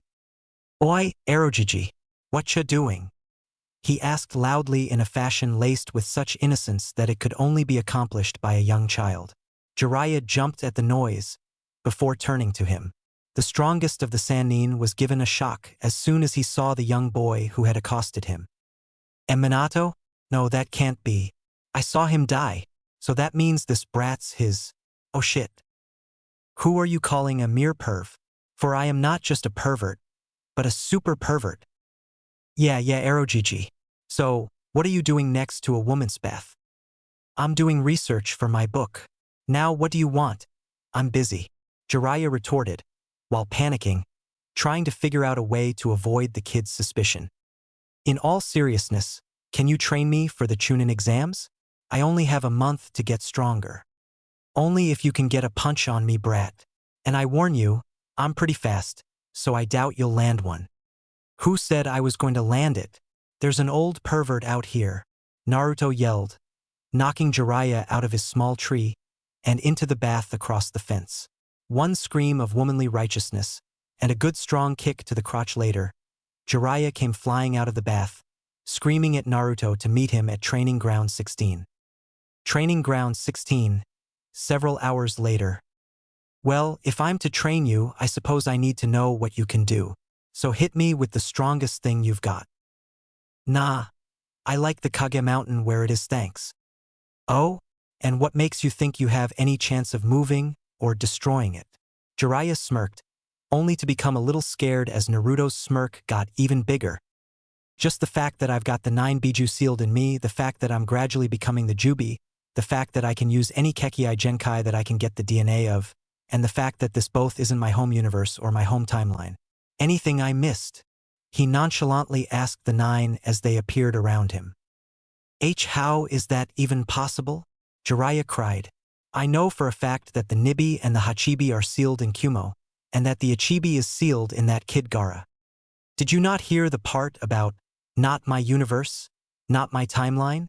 In theory, if the chakra from one of my Bijuu hits one of this universe's Jinchuriki, then the counterpart in my head takes over this universe's power, leaving me with their original power. Once this is all over, I should have something along the lines of 55 tails available to me, each set with its own attributes. For instance, at this, he reformed the board and wave idea from Nami. I can use Shura's, or as you would know her, seal, Shikaku, Yokai to control the sands. For every set of tails I unlock, I gain one of mine. Once Shura is in control of this universe's version, or as we've taken to calling them, her beta, I'll unlock Ni's tails. And once I get a Bijuu to where they need to go, one of their tails manifests upon me, granting me a trait from them as well. Ha! And you plan to do what with all this power? Probably? Bring world peace, then try and see if I can hop about the multiverse. There's got to be a reason why I was given a second chance. Want to join me? After managing to throw off his incredulous look, Jiraiya shrugged. Why the hell not? Any idea how I might go about seeing if I can get my memory of Alpha back? Just a moment. Naruto tossed a seemingly innocent shuriken, before disappearing in a purple flash, promptly returning with the shuriken in hand. Hiraishin? But that's impossible. Not even I could figure it. Jiraiya trailed off, before he was enveloped in a burst of light. Gaki, looks like you finally managed it. Let's go get some sake and tell Tsunade. Ero Senin, wait a minute. Remember what your beta remembered. It's about a month too early for that. Damn it, I wanted to see Tsunaheim. Bah! I guess we'll have to get her sometime this month. So, seeing as you are obviously more than powerful enough to take care of Gaara, I guess I need to figure out what the hell to teach you. Mind helping me plan world domination? Sure, why the hell not? Just so long as you pay for the booze. Several hours and bottles of booze later. Kid. The old man hiccuped. You know I lervish ya. Yeesh. Go home, Jiraiya, you're drunk. At that very instant, across the omniverse, several prominent figures wearing long scarves, bow ties, and fezzes sneezed uncontrollably for about a minute. 2 weeks and one ridiculous bet later. Gaki, how in the 9 hells did you win that bet? The odds were 1,000,000 to 1. Cried and irked Tsunade as Shizune and herself were escorted back to Konoha by Team 11, along with Jiraiya. Haim, you of all people should remember the luck his father had. Why you took that bet, I'll never know. But on that note, Naruto, if you would. Naruto nodded at that, promptly forming a Fuma Shuriken roughly half the ordinary size, and launched it, disappearing and reappearing in midair as the shuriken dissipated. Tsunade was enveloped in a flash of light, prior to falling unconscious from information overload. Before Shizune could react in shock, she too was enveloped, and fell unconscious, being caught along with her sensei by Jiraiya and Naruto before they could hit the ground. Hinata and Furyu merely chuckled and continued on as a Kage Bunshin hinged into a cart for Jiraiya to carry the sleeping forms with. Day of the tournament. The contestants stood ready in the arena, having spent the last month doing their very best to train and prepare for the upcoming event. The Hyuga prodigies stood ready, as did the Aburame twins. Dosu was to be found sharpening a kunai, while Nami could be seen chatting with Shikamaru. Gaara stood slightly apart from the rest of the group, exuding an air of murderous intent. Naruto was nowhere to be seen. Within the Kage box were the Kages of every nation and their guards, consisting of the Hokage Hiruzen Sarutobi, with Jiraiya and Tsunade acting as guards, the Reikage with Karabi and Yujito Ni behind him, the Mizuka Jigura, with Mei Terumi and Ao standing guard, the Tsuchika Jinoki with 2 generic IWA Jonin, and the Kazakage Shigeru with his own pair of bulk by Jonin holding position. Ladies and gentlemen, lords and ladies, Kage of various genders, welcome to the 28th biannual Chunin exams. I am the announcer for this exam, Iana Otoko, and here are our contestants. The first match will be between Kinyuta Dosu of Odo and Nara Shikamaru of Konoha. Heijime! As the rest of the contestants leapt from the field, Shikamaru and Dosu bowed their heads to each other, before leaping back. The match began with Dosu attempting to get close enough for his sound waves to be effective, while Shikamaru tried to keep his distance. After a while, Shikamaru began an offensive, pummeling Dosu with shuriken until the Odo Nin was within range of his shadow. Cage main no jutsu complete. Now Dosu, as good a friend though you are now, I'm afraid you need to surrender, or else I'll be forced to knock you out. Not likely, Shikamaru. I learned a few tricks over the last month. Kindan no Oto, Hankyo undo. Forbidden sound, reverberating movement. With that, Dosu's body appeared to ripple into nothing, before appearing on the other side of the arena. What did you just do? I have an IQ of over 200, and even I have no idea how you just did that. The Hankyo undo is a forbidden jutsu that I created, and by using the sound waves created by merely announcing the technique, it transmits my body to wherever they first rebound. In short, it enables me to escape no matter what happens, so long as I have enough chakra. An interesting technique, given that sound waves are incorporeal. What would happen if I were to reply to the frequency with an exact replica of it? It would cancel the wave, but what of you? With luck, I never have to find out. Now, shall we continue? Dosu questioned as he flew at Shikamaru, first with a wave of shuriken, then with several sound waves. Shikamaru deflected the projectiles, but was hit with the waves. As he stumbled, Dosu caught him with his bracer and whispered, I apologize for this, Shikamaru-san, but I have important information for you. There is an invasion coming, one with the force to wipe out all of Hai no Kuni. The Otokage Orochimaru-sama has been preparing for all-out war against the enemy, prior to his disappearance in the second exam. My team and myself have been chosen to take part in the defense, however, and are prepared to fight for Konoha. Once I allow you to fall, please, knock me unconscious. My teammate Kin has a jutsu that will successfully wake me. All I ask is that you make it look good, and that you inform your Kage as soon as you can. Shikamaru nodded, already processing this information. Go! Dosu leapt back, before finding himself caught in another cage main. To his surprise, this was different, as the shadows grew around his body. Finally, they reached his head, forming a needle behind his neck, and jabbed him in a pressure point. Well, there you have it, folks. The winner of the first round, Nara Shikamaru. Shikamaru walked off to applause, as the med team took Dosu to the hospital. Once Shikamaru was within the waiting rooms, he preformed a seal that would call a specially assigned Umbu, in this case Shikamaru's bodyguard, or defensive agent, as the man preferred to be called. Hyo, listen well. I have information the Hokage needs to hear. In the arena, and now the second match of the day, Aburame Shizuka versus Hyuga Niji. May the best clan win. Heijime! Shizuka and Niji faced off, bowing to each other, before assuming their respective stances, Shizuka with her hands in her coat, and Niji with his hands at the ready. After a short stare-off, in which neither party blinked, the two began to throw blows back and forth. Niji would attempt a Juken Stirk, which Shizuka would deform around, or Shizuka would send a few Kikeichu, only for them to be destroyed by a Juken Strike. Once the two realized they were at a stalemate, they stopped for a moment, before a small clink was heard, and the two flew at each other, weapons in hand. Shizuka attacked with a pair of Kama, while Niji fought back with a pair of Sai. The two continued to clash, before Shizuka managed to hook Niji's Sai away from him, leaving the poor Hyuga defenseless. Two clouds appeared beside her, each in possession of a Sai, as the Aburame advanced rapidly. Niji was forced to rapidly defend against 4 separate attacks, until at last it became too much. Kaiten. Shizuka was forced back, the Kikeichu wielding the Sai dispersing. As she rose to her feet, Niji smirked.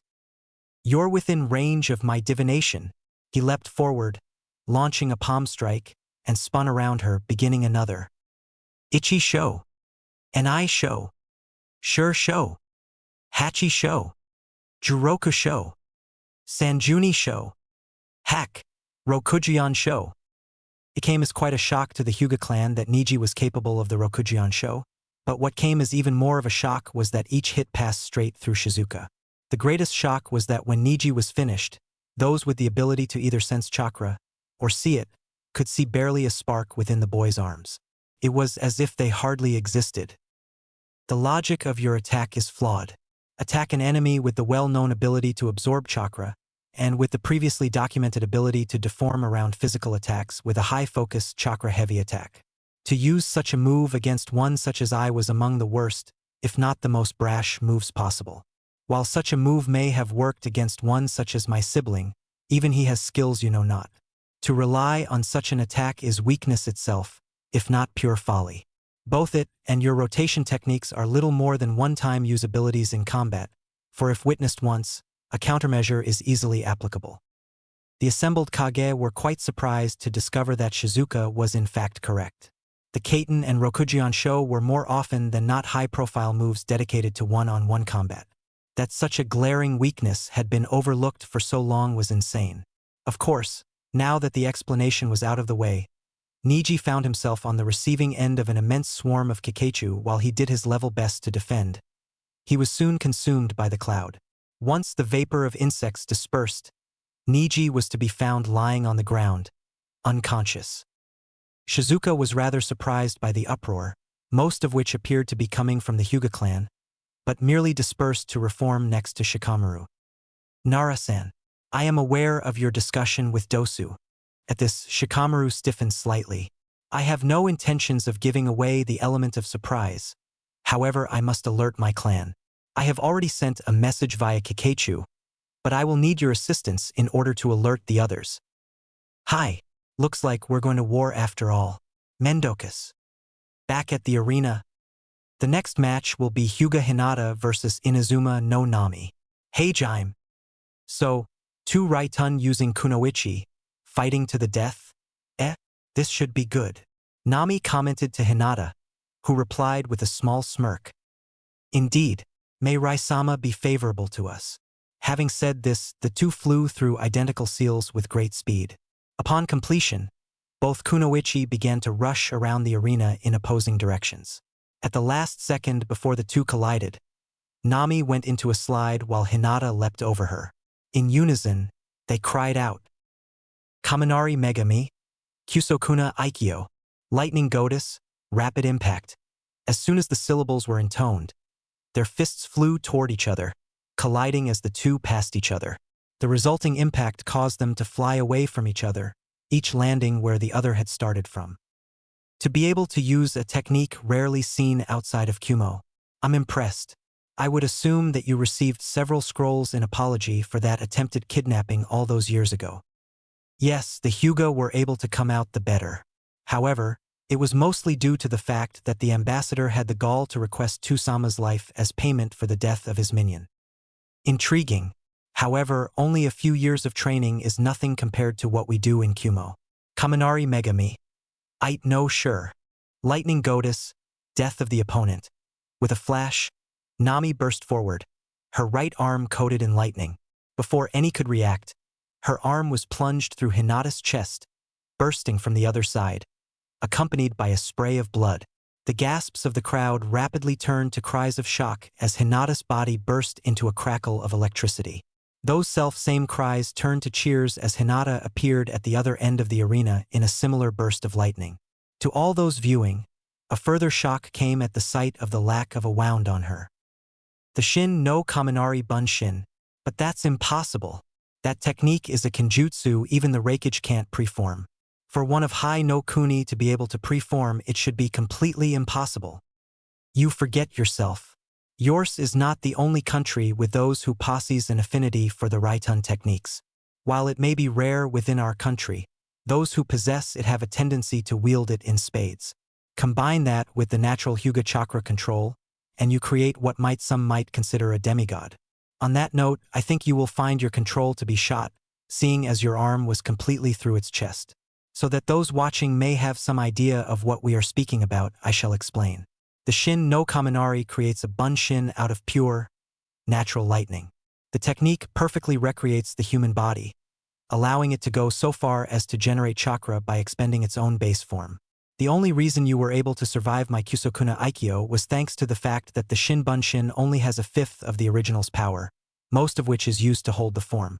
It used that fifth to ruin your control for the next hour or so. The jutsu it used required it to utilize its own power, and since I had to form it almost 2 weeks ago, that was all it had. What you hit was essentially pure chakra. But that should be impossible, to be able to withhold a lightning bolt for 2 weeks.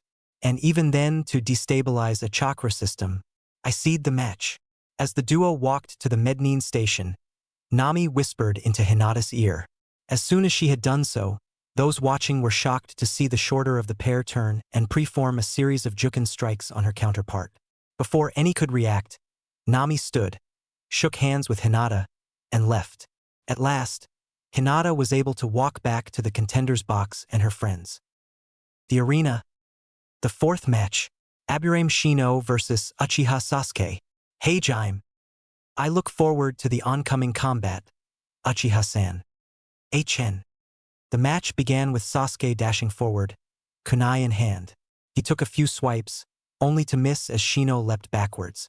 Again, Sasuke rushed him, trying in vain to hit the Aburame. However, it was all for naught as Shino merely walked backwards, unscathed. One would think, Uchiha-san, that if a strategy were to fail then one might try another. As you wish. Gokakyu no Jutsu. As the fireball roared toward Shino, the bug user quickly sunk into the ground, prior to the fireball impacting his previous location.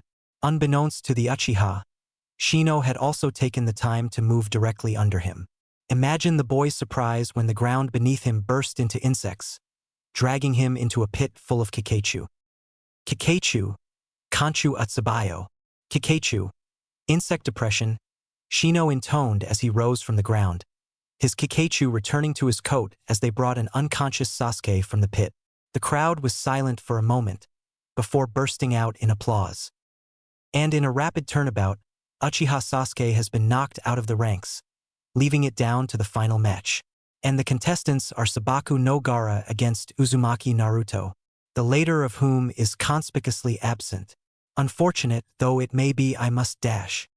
The announcer was cut off as what seemed to be the gates of the underworld thrust upward from the end of the arena opposite the Kage box. Before anyone could even cry out in shock, the gates opened, revealing 9 figures standing before a dark vortex, clad in what seemed to be umbu armor, each a different color, in order being colored tan, a burning blue, a dark purple, a color akin to red clay, the lightest of turquoise, a green to match the shells of most beetles, a purple the color of an octopus, and fiery red. They exited the dark vortex, standing on 9 points of a star, leaving the final point clear. A 10th figure finally appeared within the vortex, wearing similar armor, except for the fact that it was the same deep purple as a snake, with inlay of what seemed to be pure gold. The figure wore an umbu mask and accompanying purple hood in the form of a wolf, colored gold with purple designs of Celtic origin on it. The figure walked to the final point of the star, at which point the self-same star glowed with a darkness so powerful. It appeared to be pulling in the very light in the arena, making the entire surrounding area darker. As silence fell across the arena, the 9 original figures returned to within the gates, which closed and slowly returned to the earth, leaving a scorched length across the earth. The crowd began to murmur before immediately becoming silent as the figure removed his mask and pushed its hood back, revealing a very calm Uzumaki Naruto. Upon realizing who was before him, a murderous grin appeared on Gaara's face. "Will you prove my existence, Bijuu no Naruto?" "I'll do my best, Ichi no Gaara." To the surprise of all watching, the sand around both of them began to swirl around them.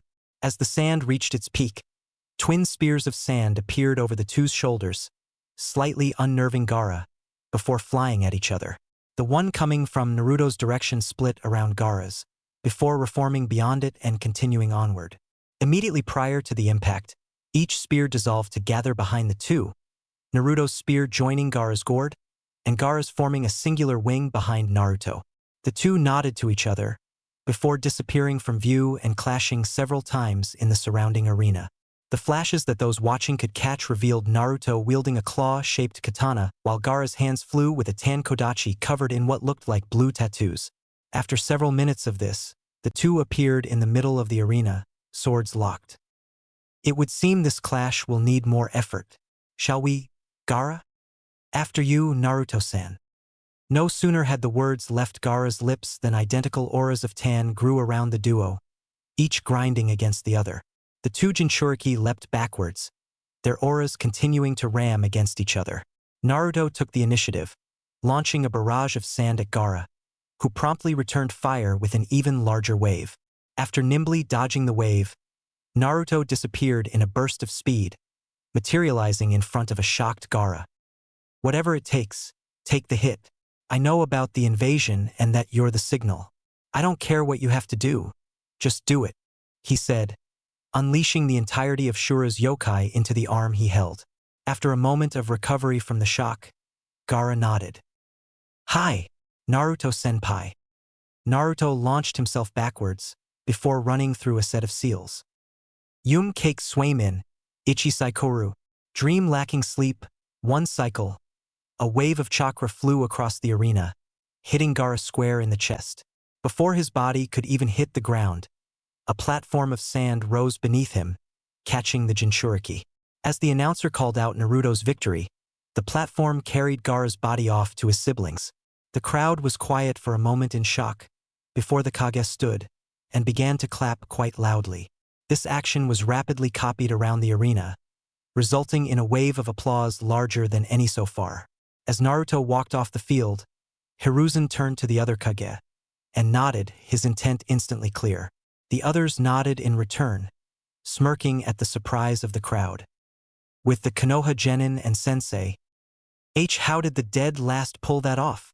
Kiba cried out, shocked at just how much stronger the boy had become since he had faced him. "The same way Naruto-kun has done everything, through hard work and an immense amount of training. Since the month began, he found Jiraiya of the Sannin and convinced the man to train him. Halfway through, Team 11 along with Jiraiya-sama were tasked to retrieve Tsunade-sama, so that Konoha could be returned to its previous strength, especially with the finals approaching.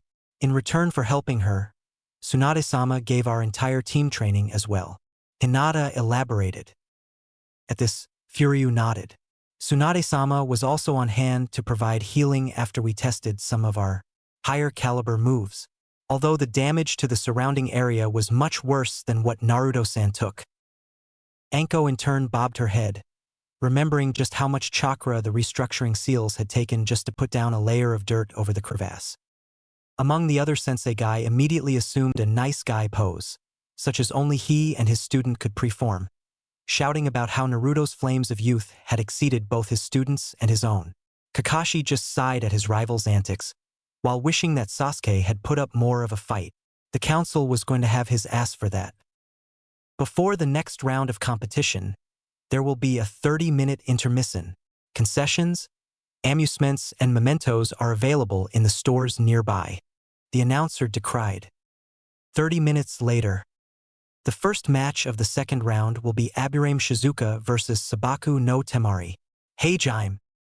My hive is quite excited with the challenge at hand. I do hope for a good fight," Shizuka intoned. "Just hope I don't scatter them to the winds, kid," Temari retorted. The fight began as Temari launched a futon jutsu at her opponent, only for Shizuka to quite literally split in half, revealing her current composition. To her credit, Temari didn't even break her stride, merely pulled out a kunai and tossed it at the girl, causing her to catch it, prior to noticing the explosive tag on it. Shizuka rapidly dispersed, but wasn't quite quick enough to avoid her hand becoming engulfed in flame. As she reformed, she noted the lacking limb and rapidly replaced it with one of her sai. The ensuing image was quite odd, giving her the appearance of a prosthetic limb in the form of a sai sans handle. Temari paused a moment to take in the strange sight before restarting her explosive assault. Shizuka, however, was just as apt at tactics as her twin, dispersing into the ground the minute the first explosion occurred.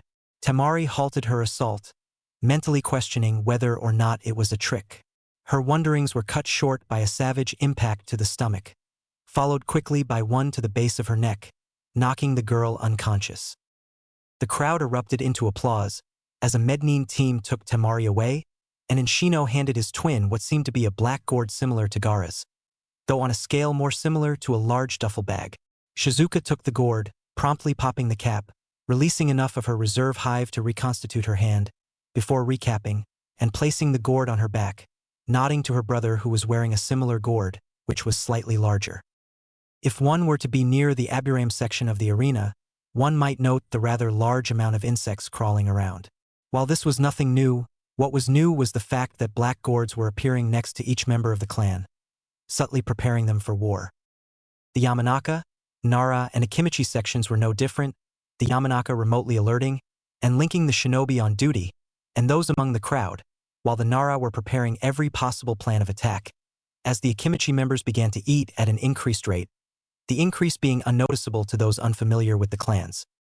The remaining Sarutobi members, mostly consisting of very well-trained civilians and retirees, seeing as the Hokage and Asuma were the only active shinobi, not counting Konohamaru, were all prepared for war prior to even coming to the event, on the Hokage's request.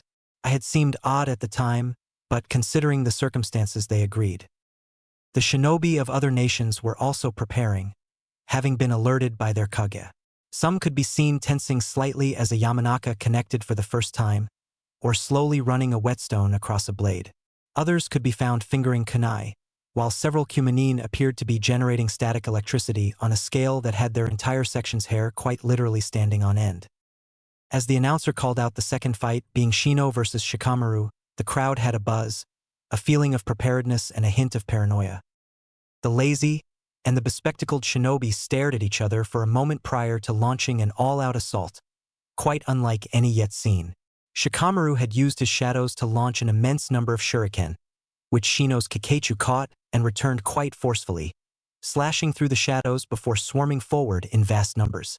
However, to those who knew what to look for, this wasn't a case of two teens having a death match. This was a warm-up and a conversation. The Kikeichu released pheromones based on what pattern of shuriken were launched at them, alerting the aburame, who relayed the information to the Yamanaka, who in turn relayed it to the Nara. Each volley constituted a new plan, each return was the reply. The Nara were using the Yamanaka to form a hive intelligence, which could unfortunately not communicate directly with Shikamaru for fear of him losing track of what he was doing and being seriously injured.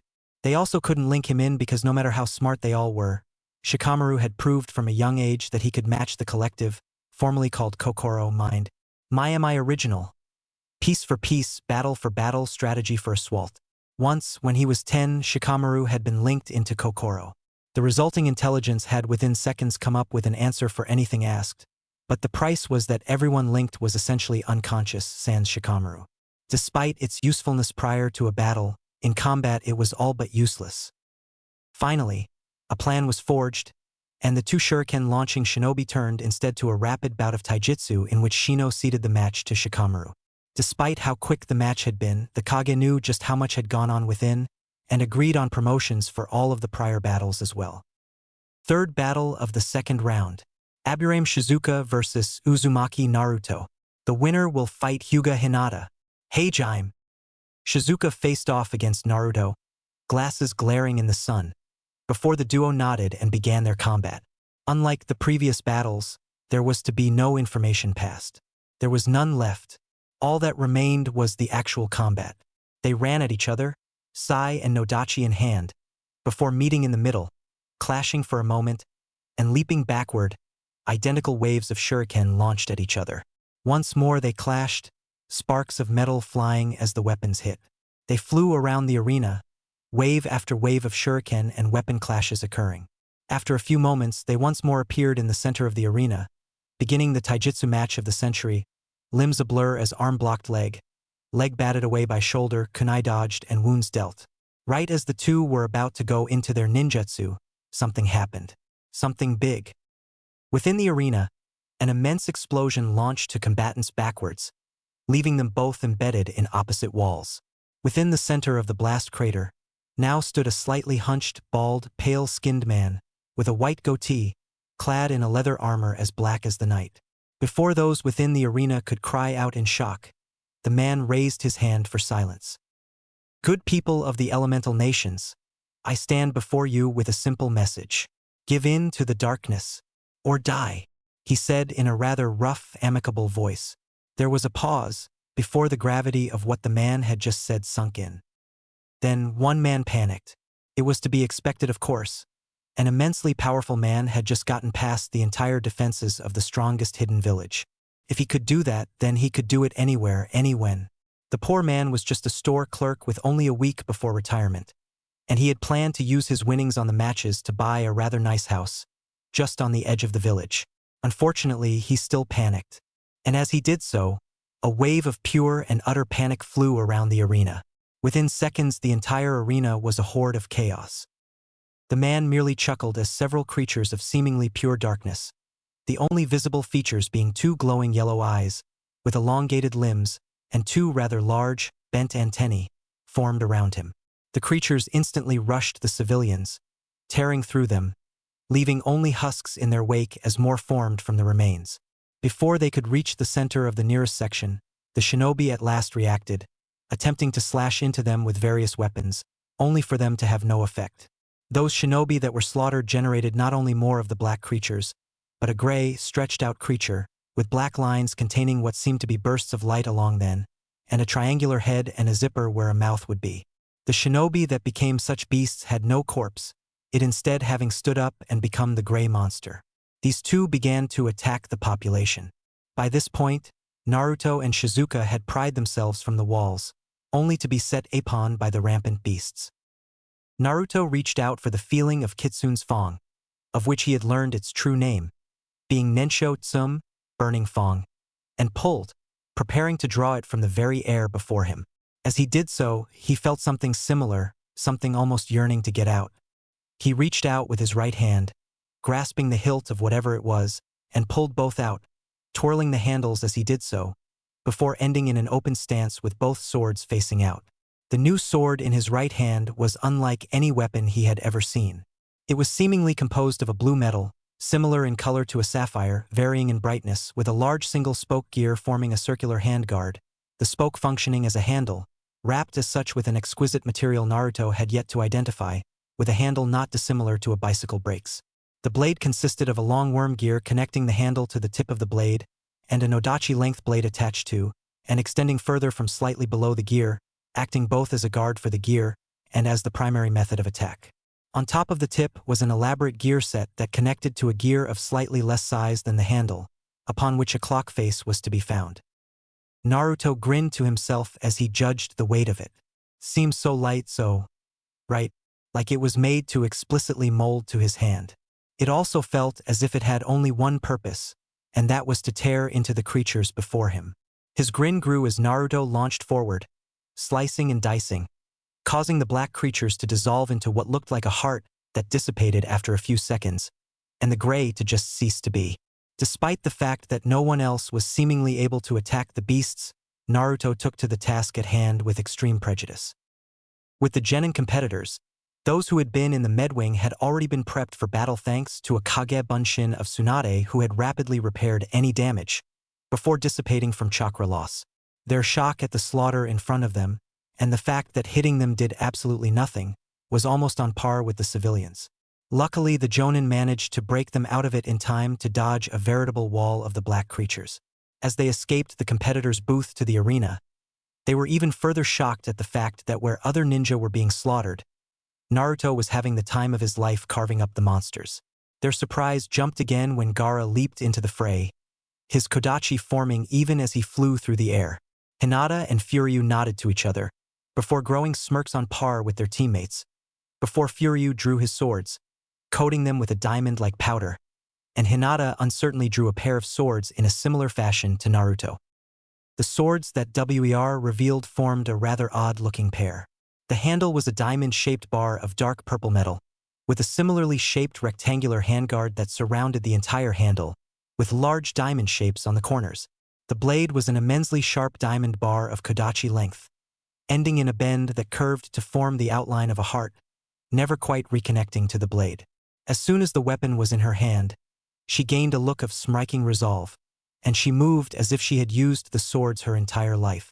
She leapt and flipped between the enemies, using the swords in the fashion of a pair of hook blades to grab the foe's limbs and practically rip them off. Furyu could be seen with his mask on and a pair of leg augments in the form of rabbit hind legs. All that the watching ninjas' heads as they watched the three in combat twist, flip, and preform rather obscenely flexible acts of parkour was this: where the fuck did they get those swords?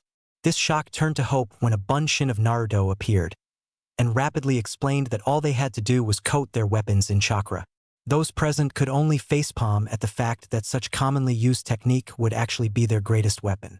Grins similar to that of those present emerged on their faces as they all pulled out their weapon of choice, before rushing into the fray.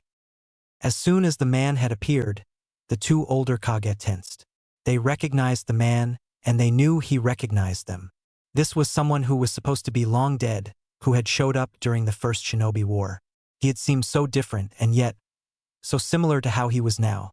The younger Kage could only wonder at how the man had gotten past their defenses, and why only a troop of genin had so far figured out how to fight them. To all of their surprise, the man leapt onto the roof of the Kage box, where they had been standing since the man arrived. "Gentlemen and lady, I wish to offer you a choice. Join me, or die trying to stop me," he announced.